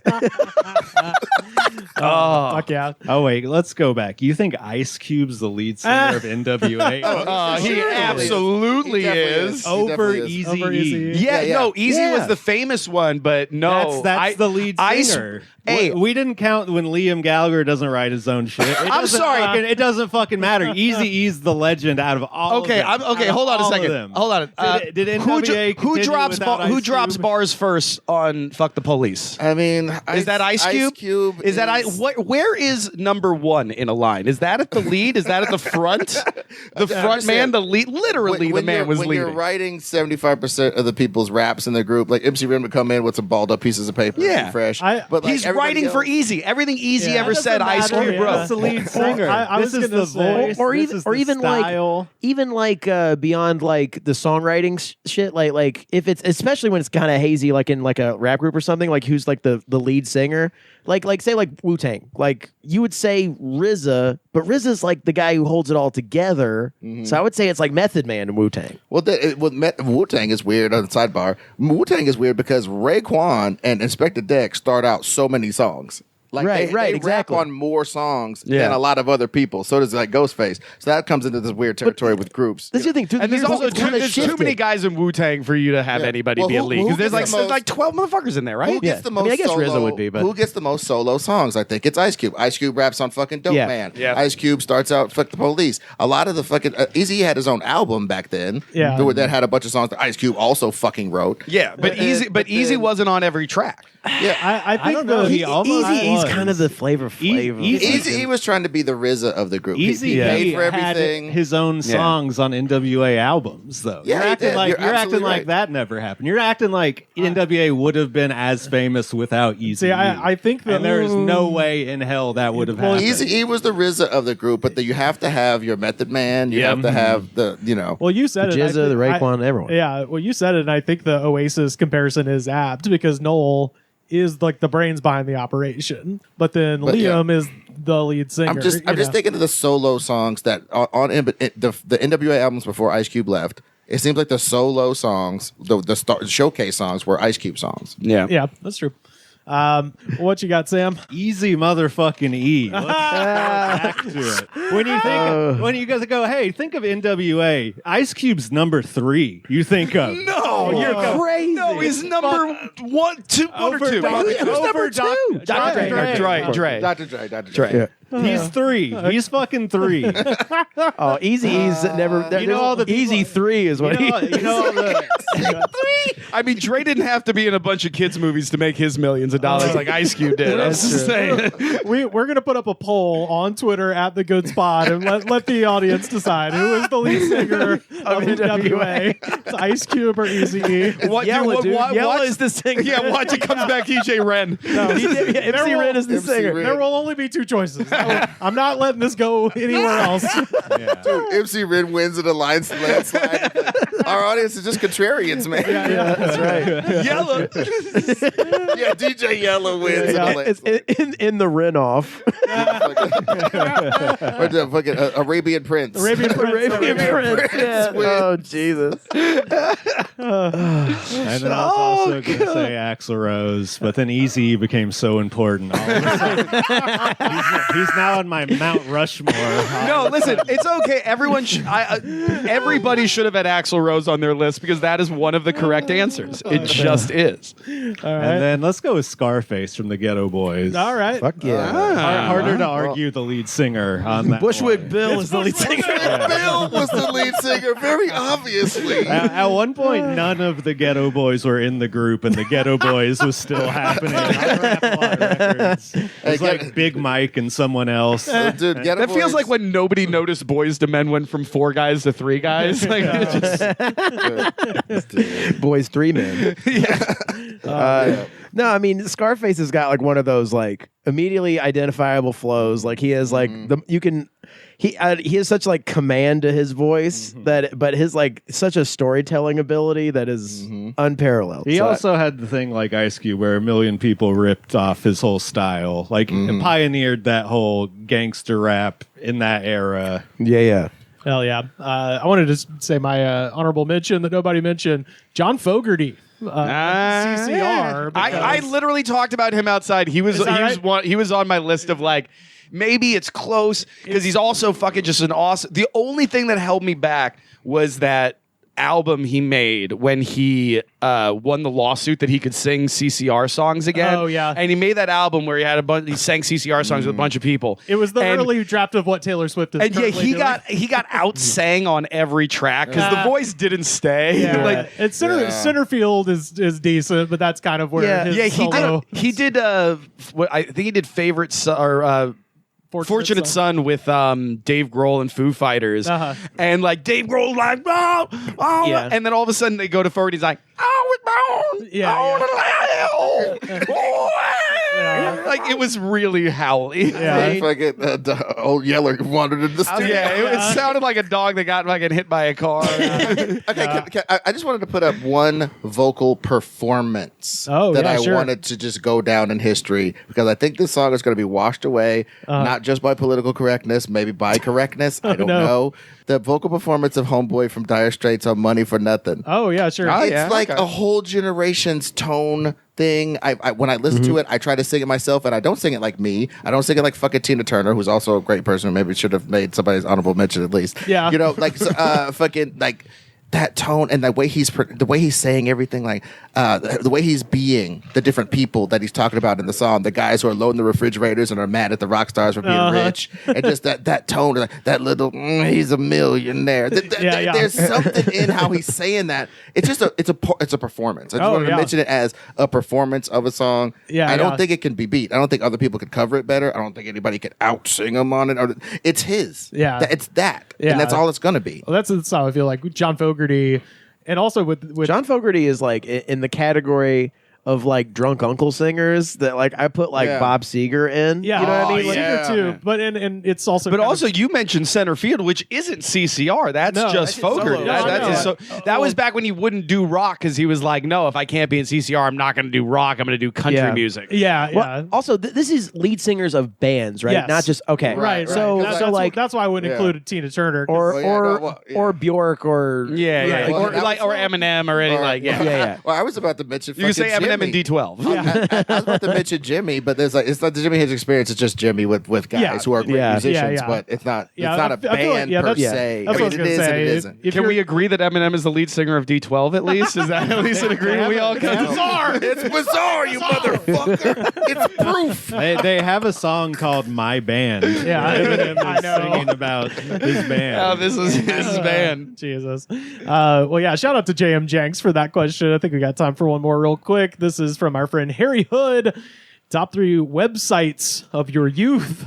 I thought this one was very fun because it's also a chance to mention there's a few websites from the 90s that are still there that nobody has taken down. And so for my honorable mentions, I did want to shout out, obviously, the one everybody knows about, the Space Jam website in all of its Web 1.0 glory is active and online. That's another film the child actor Alex was in.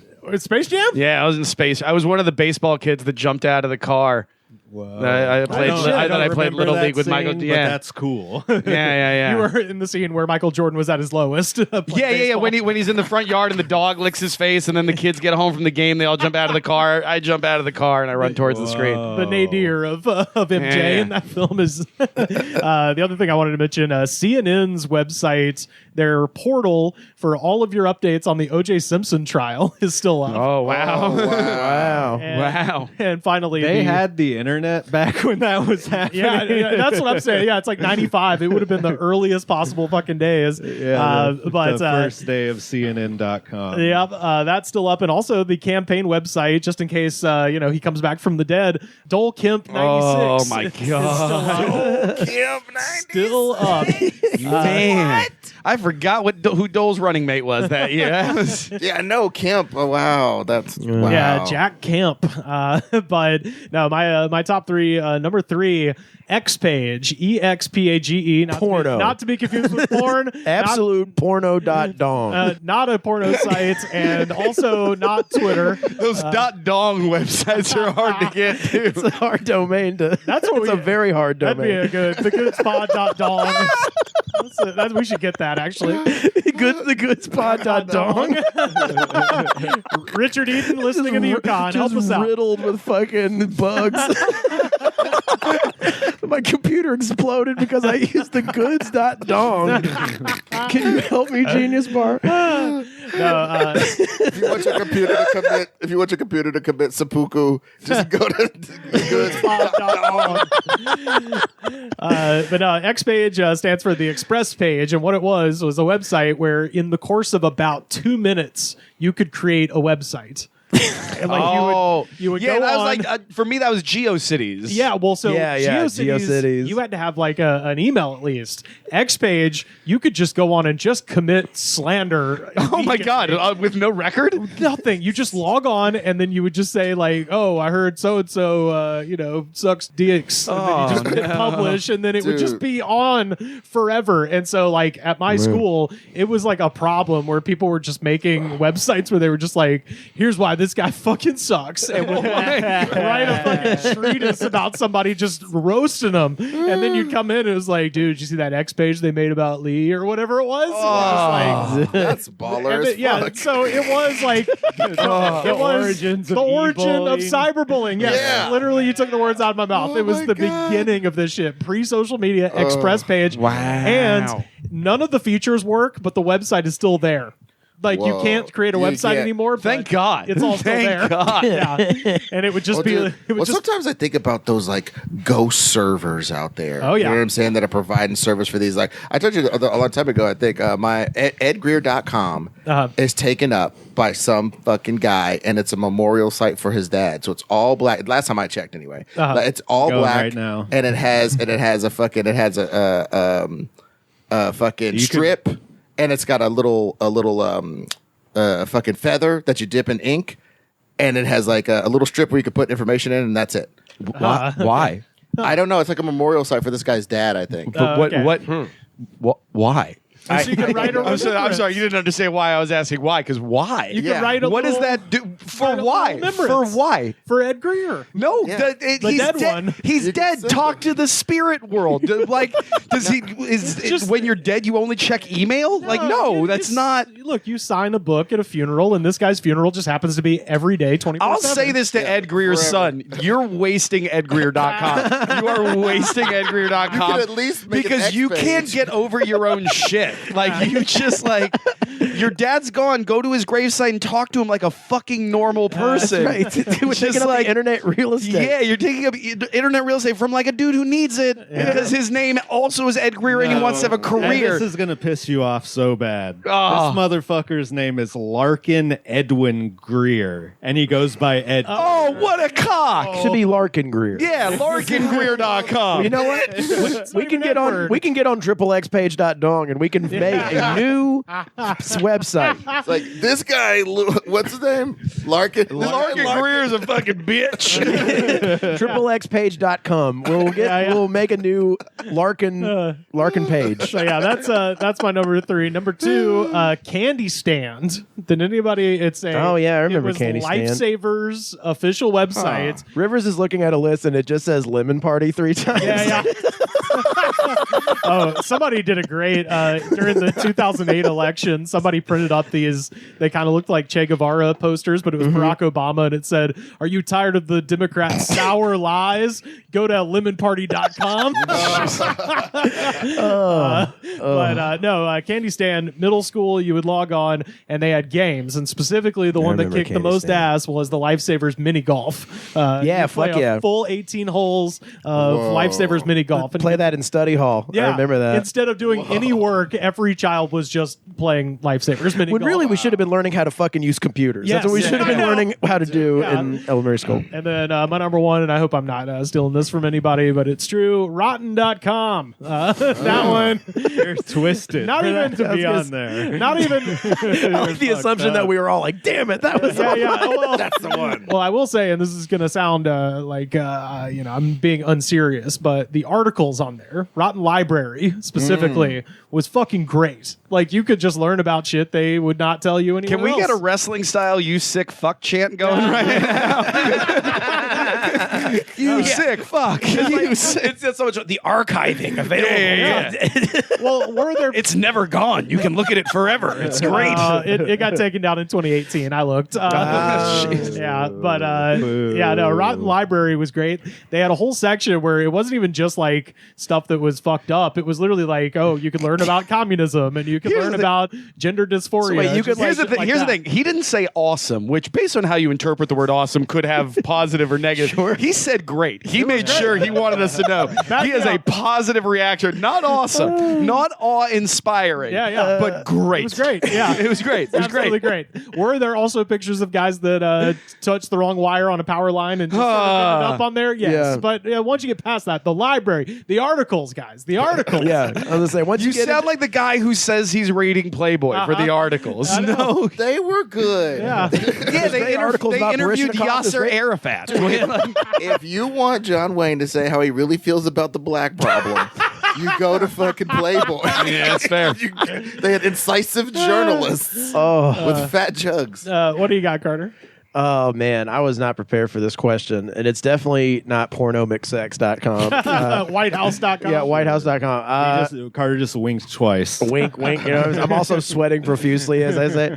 Yahoo.com? Who? Oh, what? Lycos. That's the thing. The internet is a place of such shame. It is a place of such private shame that the first thing, when everyone read that question, the first thing they're going to say is like, well, no one else is going to say porn. So I can't say that. Oh, no. My assumption was by the time you got to me, all the porn ones would be gone. All the porn ones would be, shall we say, yeah. I would say I'm going to go with general ones. Fucking Wikipedia. Yeah, sure. Which, if you ever Wikipedia'd Wikipedia, your phone explodes. I did that before this. Shout out to Jimmy Wales. He's an Auburn man. Yeah. Wikipedia is a place where you can indulge every shameful thing, and This is all it shows up is Wikipedia searches. This is websites of your youth. So how old are you? I mean, it started in 200001. Yeah. Yeah, no, I mean, it is legitimately older than It's you old, realize yeah. it is. Damn, Hell I yeah. didn't know that. Yeah. I'm dumb. It's been around for a while. Yeah. Let's see. I don't know. Of my youth, I mean, I used to love E-Bombs World. Oh, that was on my list. Oh, E-Bombs was on my list. You know? E-bomb. Any one of those flash player Oh, insert yeah. fucking. Oh, yeah. There was Big another one fan. like Underworlds. I forget what the fuck. Oh that- fuck! Yeah. It was like a. It's been everything on it was yeah. New Grounds. New Grounds. That's right. New Grounds. That's New right. Grounds. That was another great one. that Me and my was on brother. there. We All right, I'm bonded. not going to do E-Bombs. I'm going to do New Grounds, I guess. They're all the They're all the same, but they Same were shit. all wonderful. Yeah. Oh yeah. Let's see. What a great way to kill time in your computer science class. Oh, absolutely, absolutely. It's a bullshit answer, but YouTube. Okay. Yeah. No, it's a good one. 2007. It's one of the best websites Yeah. ever. I can't believe it's free. I still can't believe it's free. Yeah. They're gonna take that away from us. They have I to. know. Life has to be hard, so that's going to be. Do you remember the first thing you saw on YouTube? First thing I saw on YouTube, I think it was like, what's the Limp Bizkit song? Just think about it. one for- Rearranged. It was the video for Rearranged by Limp Bizkit. Wow. And I was like, I can watch this whenever I want. Yeah. Mine was the White House Correspondents' Dinner with Stephen Colbert. Of course it was. Wow. It was either that or some Jesus. history documentary. Yeah, I was gonna say. No, my friend sent it to me as a link. Actually, shout out to Matty P. Sent it to me as a link. It was a like, PBS war documentary. No, it's Stephen Colbert just talking shit to George W. Bush's face. And I literally stood up and was like marching around the room. I was like, holy shit. And then once it was over, sat back down and was like, wait a minute, what else is on here? And then flash forward to now. Like, Wow. Yeah. Well, hell yeah. What do you got? I'm sure another one will pop out at me as we're going this. But Yeah. yeah, I'll go with those. What do you got, Ed? Well, I'm older than you guys, and I'm not going to say how old I am because I was trying to succeed in Hollywood. And I'm trying to get my Roundtree on. I was about to say, are you Richard Roundtree's age? Yeah, I'm trying to get my Roundtree on. But, okay. Did anybody remember Lycos? Lycos, Yeah. I remember searching for so much porn. Lycos. Lycos.com. Would it come up on Lycos? Dude, I thought I don't know, but I did it anyway. I don't know, but I kept doing it. I did it anyway. It's going to work eventually. There was an early FBI file on me. It's like, this fucking kid doesn't know that this is the place. This is not the place for porn. You'll be shocked to know Lycos.com still active. Whoa! Wow. Yeah, Shit. And they sell coffee cups apparently. Oh, dude, I remember Lycos.com. I remember like bullshit like anyway, fuck that. I remember the first time I saw the internet, it was on a Netscape browser. Oh, yeah. And like, just I remember the starriness of it simulated the outer space you were entering, going into the Johnny Mnemonic world of computers. Computers. That was an option. Binary code 01100. Centaurs. That was an option on X page. You could add a starry background and then yellow font saying that so and so was a bitch. Bitch. Oh no. And just quick shout out to MySpace.com. I got to say, Oh yeah. because like I mean, personally, I'll say this. Between it and Facebook, it was vastly superior to me. The fact that when you went to somebody's page, you were assaulted by whatever new metal they liked or whatever. Yes. Because they had those preloaded songs, So was baller bad. as fuck. The background, I had a shark coming up at you, that classic shark coming up at you to eat you. Sick. Hell Because as yeah. soon as you come to my page, no. you might get 8, motherfucker. Now, see that one. I think social media is an invention akin to the nuclear bomb. I think 200 years from now, it'll be like, I wish we never invented this shit. Okay, fine. We ruined the but world. Fine, but we're in the age of blowing Oppenheimer. Yeah, that's Yeah, true. yeah. That's true. I'm going to blow fucking, what's his name from Tom. fucking Tom. So it's going to be like a cyborg with like a Facebook like laptop head, and it's like crushing a human skull with like, the laser gun and shit. It's like as he crushes the skull, like trundles on. TTYL. That's more text speak. The BRB to crush your spine. What's your number one? Okay, number one was Kazaa. Ooh. Oh yeah, dude. I was wondering if file sharing services, File sharing services count. Absolutely counts. That like counts. LimeWire, all that shit. Dude, all that shit. Because I remember starting to download a vaguely titled porn film before I went to school and coming home to find it 68% downloaded. Yeah, I was Almost 69. almost. If no one had mentioned it, I was going to say LimeWire, Napster as a honorable mention because if Right. for nothing else, it changed the music industry forever. Oh yeah. Bad or good, Forever, but for bad or good, whatever you like, Killed it. killed the record industry 100%. killed the record industry, basically turned bands into traveling T-shirt salesmen. Yep. Yeah, 100%. But it absolutely changed it. Absolutely. And who doesn't have Spotify or just- one of those variants of? Well, and Kazaa, I gotta say, as I aged into jacking off professionally, you know what I mean? Like, when you're a Time little to clock kid, in. yeah, when you're a little kid, you're dabbling. Well, but that's it also, but Napster and LimeWire also changed the way we listen to music in that there was no albums anymore. We piecemealed songs. That's right. We Yeah. made our own mixes of shit Yeah. that we like. I like this one song off this album, these 3 Well, songs. speaking of piecemealing songs, remember having 3 or 4 motherfuckers who had the song, and you were like getting it from 3 different people. Yeah. One guy in the Netherlands who never turns his fucking computer on. But Yeah. his shit is so fire that when it comes on, the whole song will Yeah. be there in 2 seconds. Yeah, so yeah. I'll leave him on there. Then these 2 motherfuckers from Taiwan who they're dabbling. You know what I mean? Yeah. Like, fucking, and so you're trying to figure out how to get the song the fastest, whatever. Yep.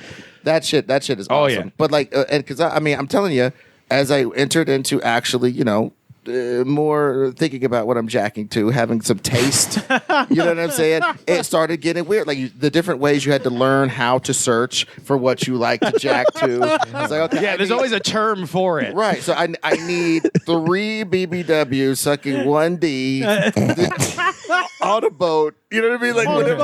Oh, by the way, they always had that. What's the Rule 23? If you can think of it, it exists as Yeah. porn on the internet. Oh, yeah. I was finally able because my old roommate Mitch worked in pornography. He's a web designer, which means he works in porn. But It's the only websites now. we'd always tried to break the rule and never could. But our rule was like you have to keep it general enough that it is actually searchable. We could not find one threesome with 2 black women and an Asian man. Okay. Could not find it. Wow. Did not exist on the internet so far as we could Listeners, see. get to it. Yeah, no, it needs. So we almost felt like we're like, do we need to film it? Do we need to hire the actors to do this because it doesn't exist? Is That must be like a helicopter lands outside of Chow Yun Fat's house. And you get Chow Yun Fat? I'm needed. I'm needed. He's got a big beard. He whips out his dick and shaves it off in one swoop. This is how you know billionaires shouldn't exist. They're not using their money to make this happen. He jumps in there. Oh yeah. Oh yeah. If you find this porno, shoot us the link on the Discord. Yeah. We don't normally allow porno. Yeah, private message. We won't tell anybody. What do you got, Alex? My number 3, I am changing from E-bombs to new grounds because that was just fucking. Do you remember Ganja Farmer? Yeah. And what was the one about like the little kid who just goes and shoots everyone in his school? Pico, the school shooter. Yeah, there were some terrible ones in there. After Columbine, it was funny to joke about school shootings because we all thought it would never happen. Right. Yeah, we all thought it wasn't gonna. We all thought it wasn't gonna become a pandemic in this country. So we were like, hey, let's make crudely fucking drawn video flash games about this. Check my new school shooter game. It's called Isolated Incident. Yeah, exactly. Oh my god. So yeah, definitely that. Number 2, just because like the first-post-production job I ever had, just everybody in the office had Drudge Report open all the time, and that was the only conversation that would go around the office was what was on that. So it wasn't even one that I love; it was just like one that was so connected to my fucking life. And speaking of like a living fossil of Web 1.0, it still exists and it still looks like that. Just crudely uploaded stories that are maybe true. I absolutely loved how he was depicted in the American Crime Story impeachment series as such a fucking dork. Go for Drudge. What are you doing? I'm just reporting the news. This is my news, news I'm still working on. Look, it's nothing personal. I saw a great scoop, and so I went for it. It's not even a story yet. Well, the fact that you're working on it is a story. No, it's not. All you have is unsourced fluff. It's a rumor. It's just internet gossip. It's worthless. Then why are you so upset? Yeah, he's about a half a step below Perez Hilton. I fucking hate Matt Drudge. And it's funny that you say that because that is like 2003, 2004. When I was getting really political, you know, as a kid. This guy's fucking evil, man. Exactly. Like it wasn't that I loved it; it's that it was just it was the source. Yeah. It was the source of everything that we talked about in the office.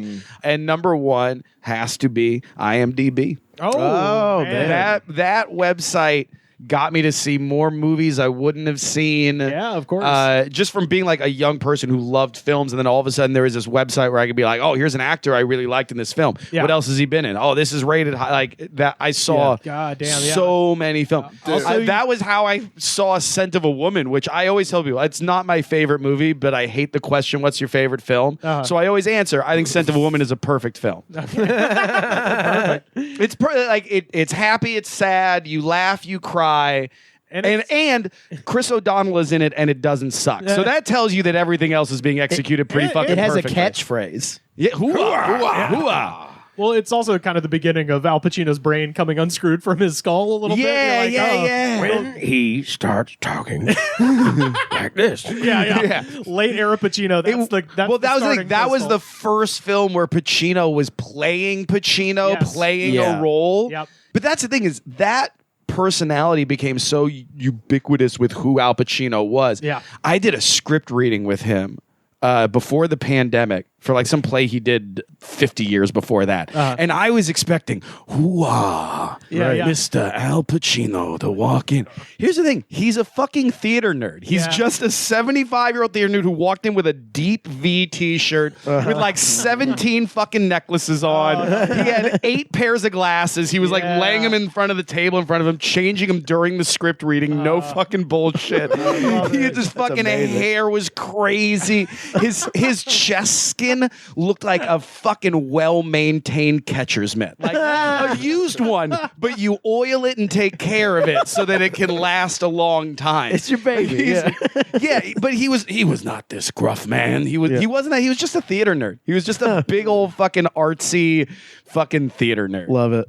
And he also sucks at cold reading. Really? Yeah, no. I love stuff like that. I love hearing he's got to get. He's got to inhabit. Well, no, the character, he know? taught me a lot about acting that day because I learned like everyone says that whole thing like acting is about making a choice because so many actors don't, and that's the brilliance of Al Pacino. He makes a choice on every line, but if he's doing a cold read, he chooses wrong a lot. Yeah. He just kind of says the line away that you're like, you made a choice, but you obviously hadn't read the line before this, so you just tired. But that's,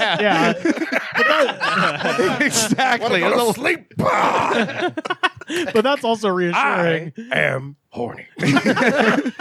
That's also reassuring that even at that age, it's like, yeah, you can always be working on stuff. Yeah, you always Well, people who get to the top part are just willing to fuck up, and they just know when to fuck up and to keep that in the lane. And then, like when it's time to perform, they're like, okay, I know every way I can do this to fuck up, so I'm just not going to do that. Yeah. But I also picture like every film that he's given an Oscar performance has a director behind the scenes being like, "Al, are you sure you want to do that? That was fucking weird. Maybe try it a different way now." And then like after like the fifth choice, he's like, "Oh, fucking brilliant! That's great. Yes. Cut, print, move on." You never say that line ever again. You get killed walking your donkey. I was just gonna say about IMDb real quick, dude. IMDb, my first instance that IMDb was big and that websites were big and that the internet was big was I was doing some shit with this fucker that used to work with Channel 101 people making those 5-minute pilots and shit. Sure, yeah. And one of his buddies from college, quote unquote, and I think they were all like super adults in college. I don't even know what the fuck was going on with this guy. Anyway, one of his buddies was this spindly, spidery, long-haired. He looked like in a horror movie when there's a bitch that's been trapped in the attic forever, right? All right, he looked like that, like the movies where they let her out and she's all like a spider, she's crawling up the wall or whatever the fuck. Like The Ring plus that equals this guy. That's what this motherfucker looked like. Just spindly, weird, and he had like kind of like a lady, you know what I mean? And he had the glasses, these big old lady glasses with the strings on them on the sides and shit. Anyway, this weird looking motherfucker, he goes, "Hey man, you treat that guy nice. He's a big time." I'm like, I'm not treating him bad, but like, I'm not gonna suck his dick. It's like, no, dude, that dude, he invested in some website. I can't remember what it was. IMGG, some shit. It's about movies, dude. He was a primary investor. Anyway, we're hanging out. That man made millions. Dude, we're hanging out with this guy, and he walks out. He shambles away from us like the giant-sized man thing. And I see him get into the flyest car I've ever seen in my life. It was like a triple-decker Lamborghini London bus or something. It was a totally unlikely machine that he could barely fit his body into. His like knees were up around his fucking hairline, driving this fucking thing away. But I was just like, God damn, that internet's real big. I still come to that conclusion all the time. I'm like, boy, people sure do make it real good off the internet. I'm like, I need to fucking stop being dumb about it. No, you know the way I'll just captivate someone with a live performance.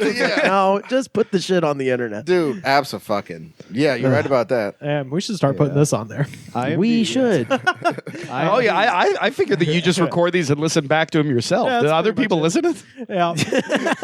You were letting other people listen to this? This is our excuse to hang out with you guys. Hey, Rivers, the party's dying down. Put on one of them lost tapes. Sam, what do you got? I like IMDb is a good one. I didn't have one on my list. That was the first time I was like, oh, you can find out about movies before they're announced. You were finding out about shit that was upcoming. That's like, but it's also production or whatever. And at the time, that was like, what the fuck? That information's just out there. Or when they'd start having their first set photos pop up, that you're like, oh my god, I can see. Oh my god. Oh, real quick, have you ever seen IMFDB? So IMFDB, there's some site motherfucking database. No, it's so much crazier than what you think. IMFDB, Internet Movie Firearms Database. So anytime movie guns, anyone has ever used a gun in a movie, you can go and see exactly what model and all that. So this stuff. is like Rambo machine gun or like Rick Deckard handgun. Any fucking gun. Okay. Yeah. Oh, so I could read a fucking 20-page article about RoboCop's gun that was in his leg. That is the most visited website riot in Alabama. Well, that's the thing. I've always been curious. I'm like, the people who are, look, we're a no snitching podcast, but the FBI should be looking into the people who run this website. Sorry, Sam. What were you going to say? He was going to say IMFDB. Newgrounds. Also Newgrounds. Yeah. Every single fucking day. I made content on Newgrounds. Oh, wow. I was fucking all over that shit. Yeah. Bog.org, B0G.org. Whoa, what is that one? It's like rotten.com for like a PG rated. Oh, you know, like okay. People about to die. There was They're dying. Like someone running away from like a rhinoceros or something. Just cuts off. Choose your own adventure. like they legit had a section for that stuff. I didn't go in there, but Someone getting a terminal cancer diagnosis. Like, this is so sad. it's like one of those things where they had memes. Just a guy smoking a cigarette.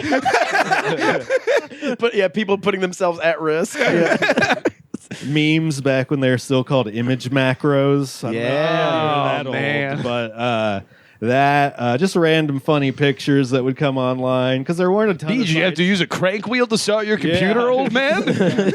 Weird, like they had porn, but specifically like weird ass shit. Like the first time I ever saw that bald dude stick his head in a woman's vagina. Oh yeah, we all saw that one. Yeah, everybody saw that one. That was on Bog. Just, crazy like tub girl style images. Somebody told me that they call that doing a Davy Crockett. Davy Crockett. Yeah, because you're wearing her like a coonskin cap. Me and my friend used to say that like there's this kid, like everyone has like in like their friend group in high school. There's like the one kid who's like super weird and fucked up or whatever. Yeah. Like there was like this one kid. I'm sure he's normal now, so I won't say his name. But like we would always say, we'll just say Mr. X or whatever, and he was going like Xanthopus. Yeah, Xanthopus. And Trip used to say, he was like, man, if he hadn't seen Tub Girl, his life would be completely normal. But because he had seen it, it's just like he had this. that was the arc that took him off of the. I had to go to Goatsy rehab. Really, for me, it's Goatsy was way more funnier. And like tricked people into sending, clicking that link way more often. Rick Wood posted. Little do you know that that's the upcoming twist in the new Marvel film. That's what starts the multiverse. Is this guy watching? Just like one eye twitches, and then all of a sudden, existence explodes. The Council of Kangs. It's really bad. Bog is you could see Mr. Hands if you wanted to. Mm-hmm. If you don't know what that is, you don't need to know.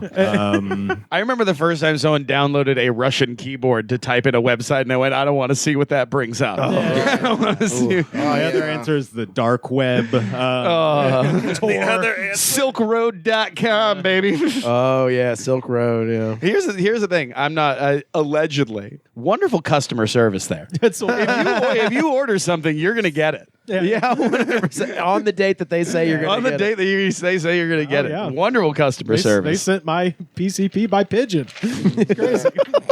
Little bird landed on my... and next thing I knew, I was on the moon. Shout out to Harry Hood for that question. If you have top 3 lists you wish us to populate and opine upon, please either tweet at us at TheGoodsPod or join the damn Discord, linktree.com/TheGoodsPod for an invite. And send more lists to do so I can be invited back as a guest again. Oh, anytime, buddy. Please. Yes, baby. And if you have any grotesque porn you want to send to Ed or Alex, just shoot them a DM on their social media, which they'll be plugging later. Hey, you can find me on Instagram. And my girl, Sasha, looking good on the street. Mannequin was filmed at Woolworths. Buster Man still keeping up the beat. Yeah. Freedom 7 to 6. Family Park in the summer.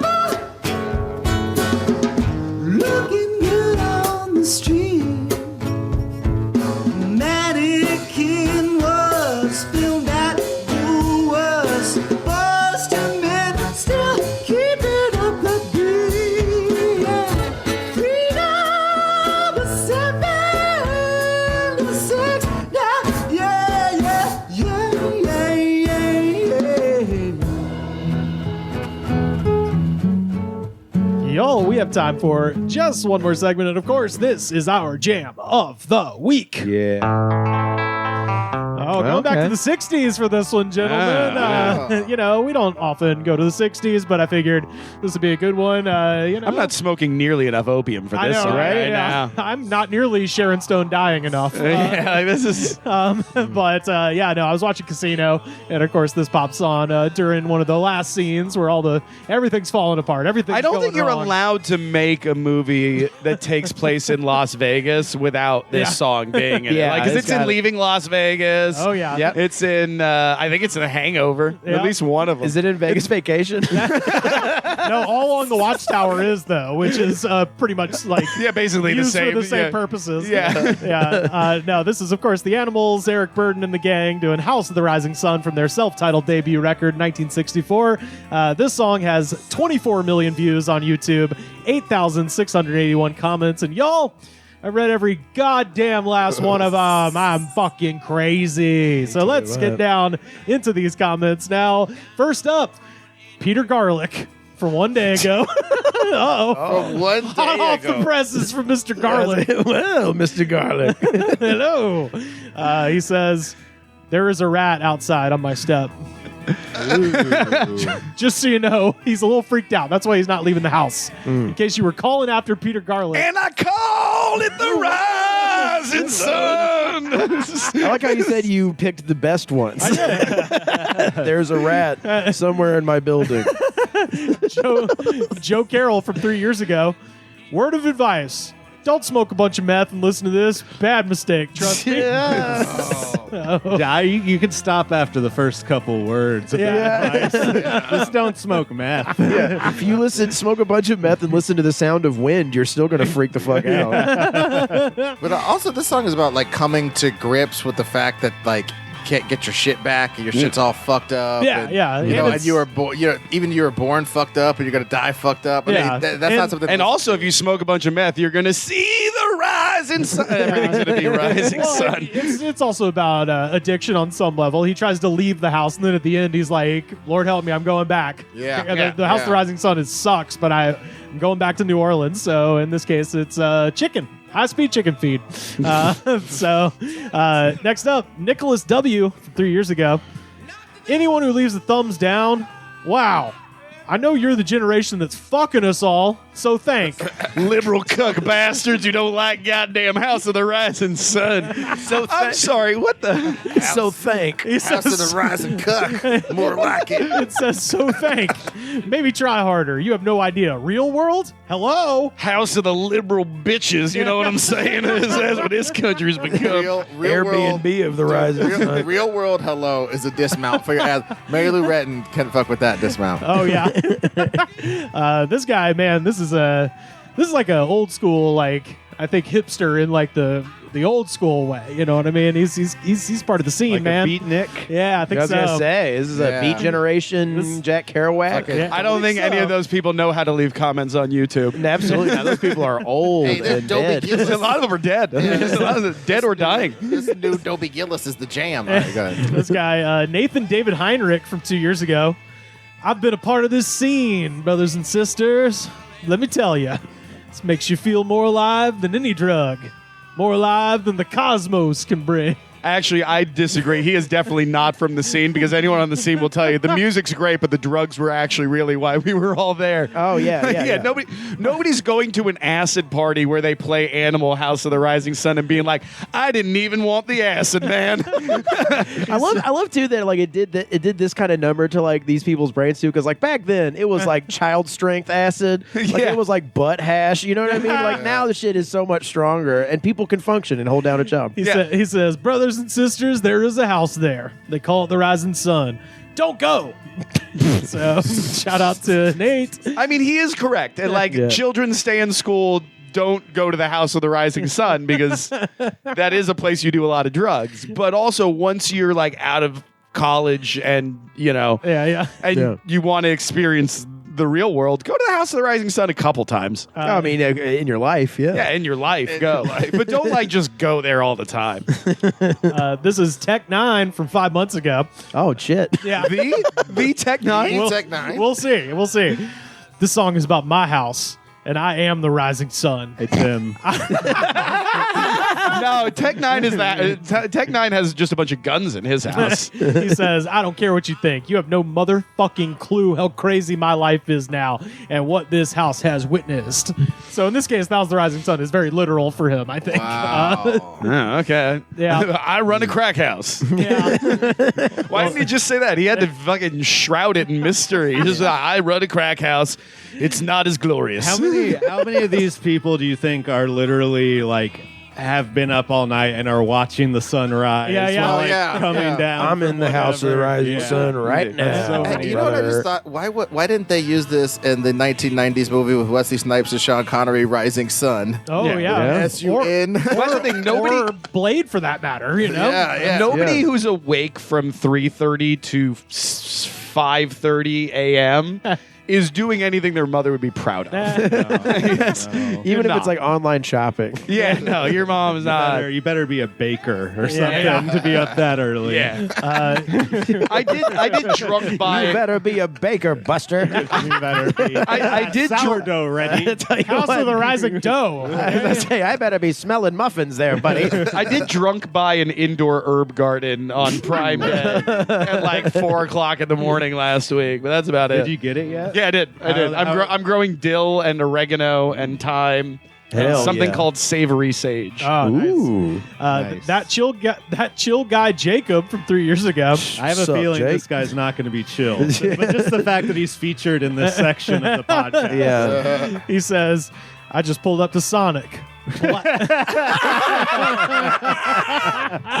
Actually, he sounds pretty chill to me. I want to hang out with him. I don't know. I love Sonic. Damn, Jake, leaving comments between you order and when you pick it up. God damn, dude. Sonic is like top 5 fast food. That's up. It's on the Mount Rushmore. He Oh yeah, I says- guess he could have placed it and he's still waiting. They're getting the skates on and shit. Yeah, he has time to leave a He comment. says, I just pulled up to Sonic.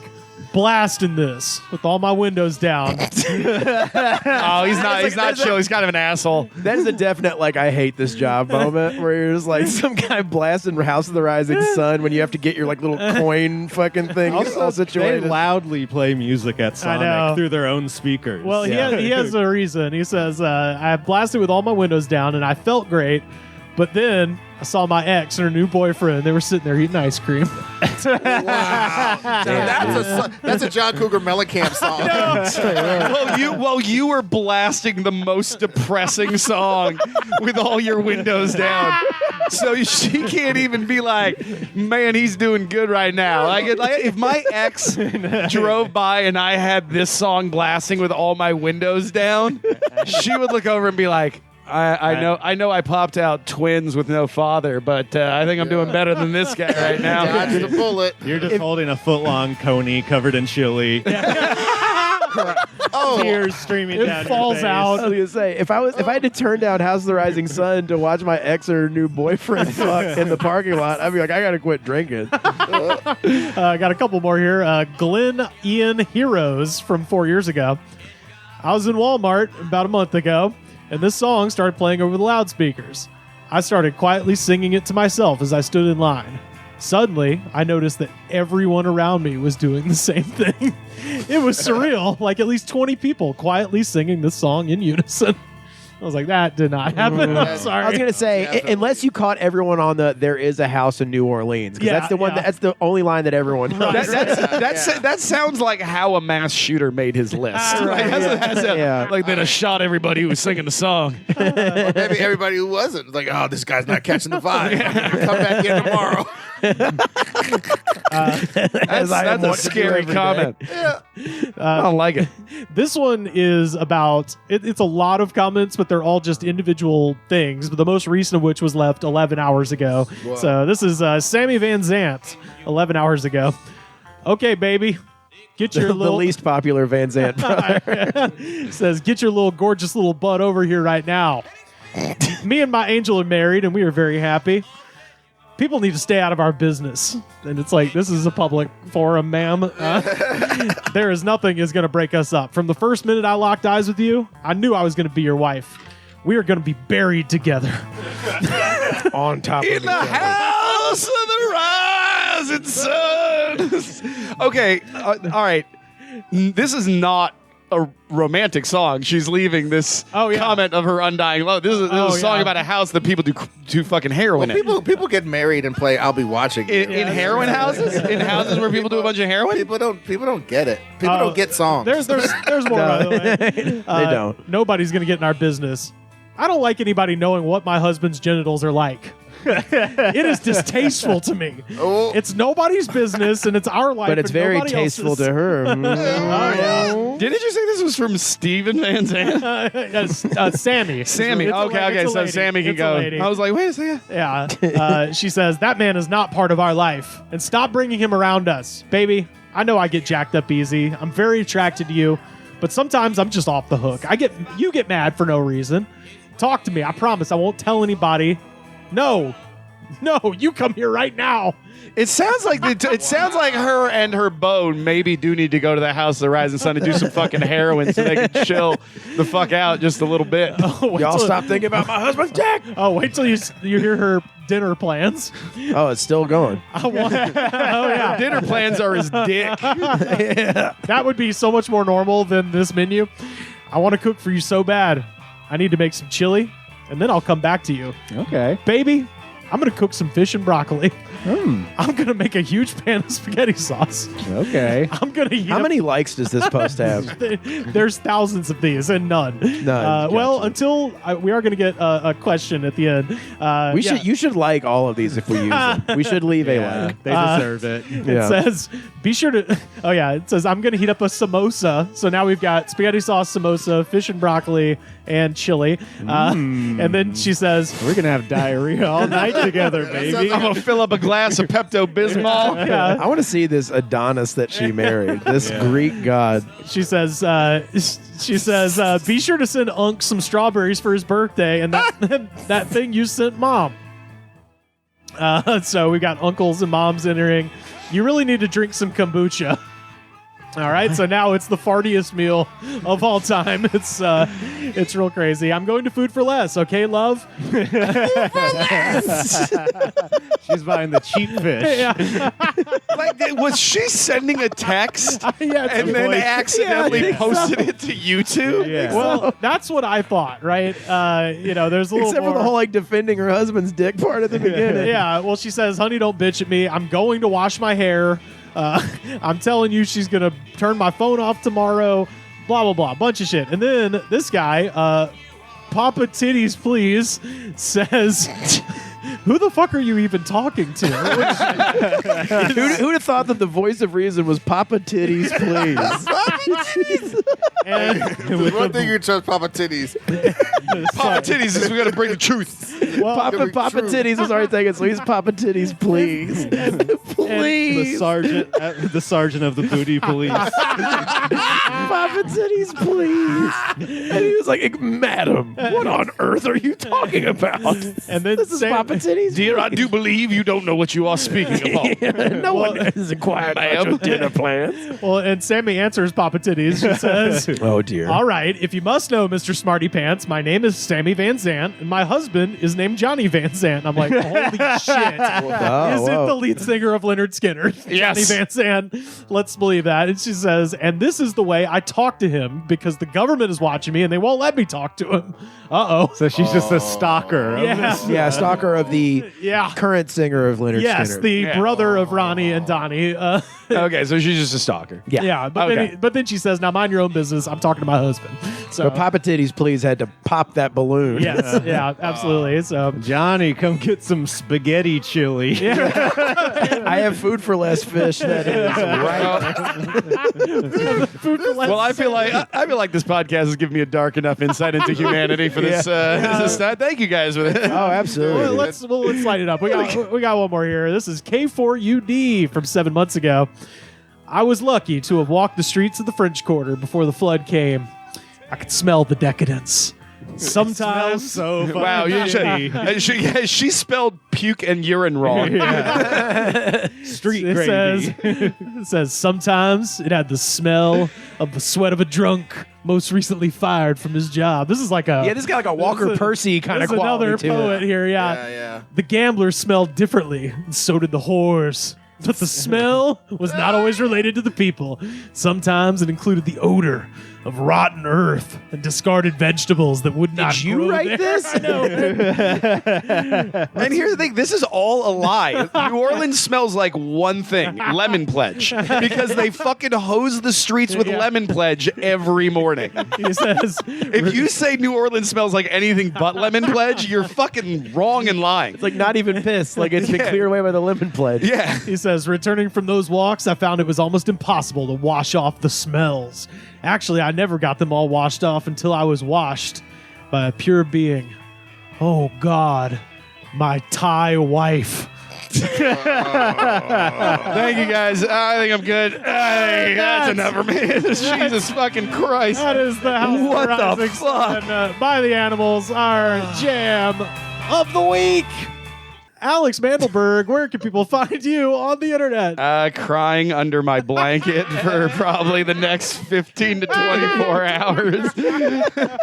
Thinking about everything that I have experienced during the recording of this podcast. But if after that, just check out my Instagram, Alex Mandelberg, Mandelberg. I post shit there when I am doing shows, but I hate social media. So you kind of just have to luckily wind up at a show that, or unluckily wind up at a show that I'm on. Hey, there we go. Ed Greer, where can people find you online? They can go to www. .edgreer.com. Talk some shit about that Ed guy. I made an X page link from that website to mine. Ed Greer, www.edgreerdestroys.com. Hell yeah. You can go check out all types of crap about me and my list, my calendar of shows. Catch me at the Comedy Store, Improv, somewhere like that. And also check out my Instagram, Ed Greer Destroys, on Instagram and X, Twitter, whatever. And The Greatest Pod. That's my podcast. Hell yeah. But when you're done with all that, go to edgreer.com and leave a note for Ed Greer's son. Letting him know that there's a better Ed Greer that needs this domain. So he's going to have to give it up. I don't think I'm better. I'm just here. Yeah, you're just alive. All right, fine. I'm more alive. There's a more alive Ed Greer that needs. Slightly more alive person needs this resource. The other guy can have Ed Greer destroyed. Right. Yes, there you Destroyed go. Ed Greer. Yeah, absolutely. That's a great solution. Carter, where can people find you online? Carter_Glasscock on Twitter and Instagram. You can read my album reviews and music whoosie whatsits at newnoisemagazine.com. And I have a website. You can go to carterglasscock.boner. .dawn. One time when I was I a could kid, see carterglasscock.com already being taken. Oh, it is. Definitely see that. It is by me. one time I was sitting on the computer with my brother and I was like, haha, look at this. And I just typed in porno.com and it of course leads to nothing. And then like a month later, my mom was like, come in here, Sam. I remember Stay off of websites like this. And I couldn't explain to her that it was just a joke and it's not an actual website. Porno.com is not a website, or at least wasn't back then. Yeah. the first time, or this is a quick story. First time I met my best friend, we were in study hall together, and he was talking about going to penis.com. And then the teacher heard him say penis.com, gave him detention, and he cried the entire rest of the class because he was like, I don't want detention, because he said penis.com too loud. That's clinical. You can't get on him for sad. that. Yeah. Fucked up. Sam, where can people find you on the internet? Sam Harder 666 on Instagram, Slam Harder on TikTok and Twitter. Catch me at the Hollywood Improv November 17th at 9:30. Nice. Hell yeah. You can find me on Twitter, Instagram, Blue Sky, and Threads. Maybe someday I'll post on those latter two at Rivers Langley. You can come see me November 18th in Rancho Mirage, California at the River at Rancho Mirage. How's that? Are you just performing in the 8 river? p.m. Yeah, Like yeah. Standing in the river? I'm in a dry gulch in the Sweet. desert. Oh, I thought you were going to be wearing waders telling people jokes. There's no goddamn water in Rancho Mirage. But yeah, that's on November 18th. December 13th, I'm at the Naked River Brewing and Barbecue in Chattanooga, Tennessee. That show's at 7 p.m. and it's free. Hell yeah. December 16th, I'm doing a house party in Smith Station, Alabama, which is going to be fun. I have no idea where it is, so just DM me if you're in West Georgia, East Alabama, and want to come to that. That's going to be awesome. December 17th, Knoxville, Tennessee, El Rey's Gastro Pub. That show's at 7 p.m. and it's $10. December 22nd, Epic Comedy Hour at Low Mill in Huntsville, Alabama. That show's at 8 p.m. and it's $10. Redux. And December 27th, Yellowhammered returns to Birmingham at the Avondale Brewing Company at 8 p.m. Dinner and a show included in the ticket price. TBA. So come see me there. You can find our show on Twitter at The Goods Pod, every episode ever. YouTube.com/The Goods Pod. Buy a shirt, ProWrestlingTees.com/The Goods Pod. It'll make you look skinny on TV. Please join our Discord as well. Best way to support the show, Patreon.com/The Goods Pod. Second best way to support the show, head to Apple Podcasts, rate, review, and subscribe. Show the attitude of gratitude, because if you do not have the attitude of gratitude, daddy, you're getting hosed down with Lemon Pledge. Alrighty, got a little treat for you at the end here. This is one of my all-time favorite people doing one of my all-time favorite songs, everybody. This is Johnny Mose and his cover of Tom Waits' Downtown Train. We'll see you next time, y'all. Outside another yellow moon has punched a hole in the nighttime, yeah. I climb to the window and down to the street. I'm shining like a new dime. Downtown trains are full. All those Brooklyn girls, well, they try so hard to break out of their little worlds, but you wave your hand and they scatter like crows. They have nothing that will ever capture your heart. They're just thorns without the rose. Be careful of them in the dark. If I was the one, you chose to be your only one. Oh yeah, can't you hear me now? Can't you hear me now? I see you tonight on a downtown train. Every night is just the same. You leave me lonely now. I know your window and I know that it's late. I know your stairs and your doorway. I walk down your street and past Bill Gates. I say, hey man, why you invented COVID? You watch them as they fall. Oh baby, they all have heart attacks. Oh, and they stay at the carnival, but they'll never win you back. Well, I see you tonight on a downtown train. Every night is just the same. Oh baby, well, I see you tonight on a downtown train. All of my dreams, they fall like rain. Oh baby, on a downtown train.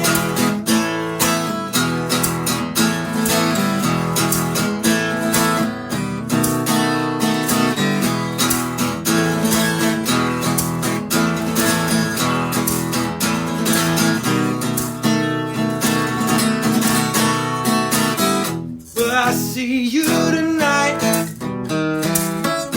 on a downtown train. Every night is just the same, oh baby. I see you tonight on a downtown train. All of my dreams just fall like rain.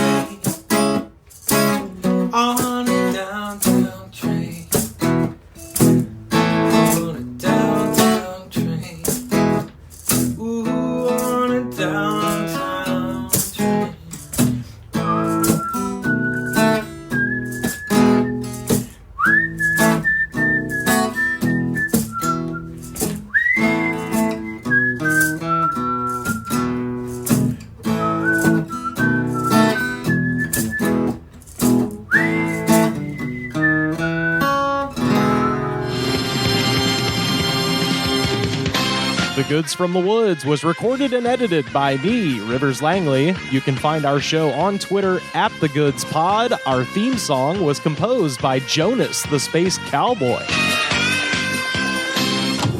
This was a Brain Freeze podcast.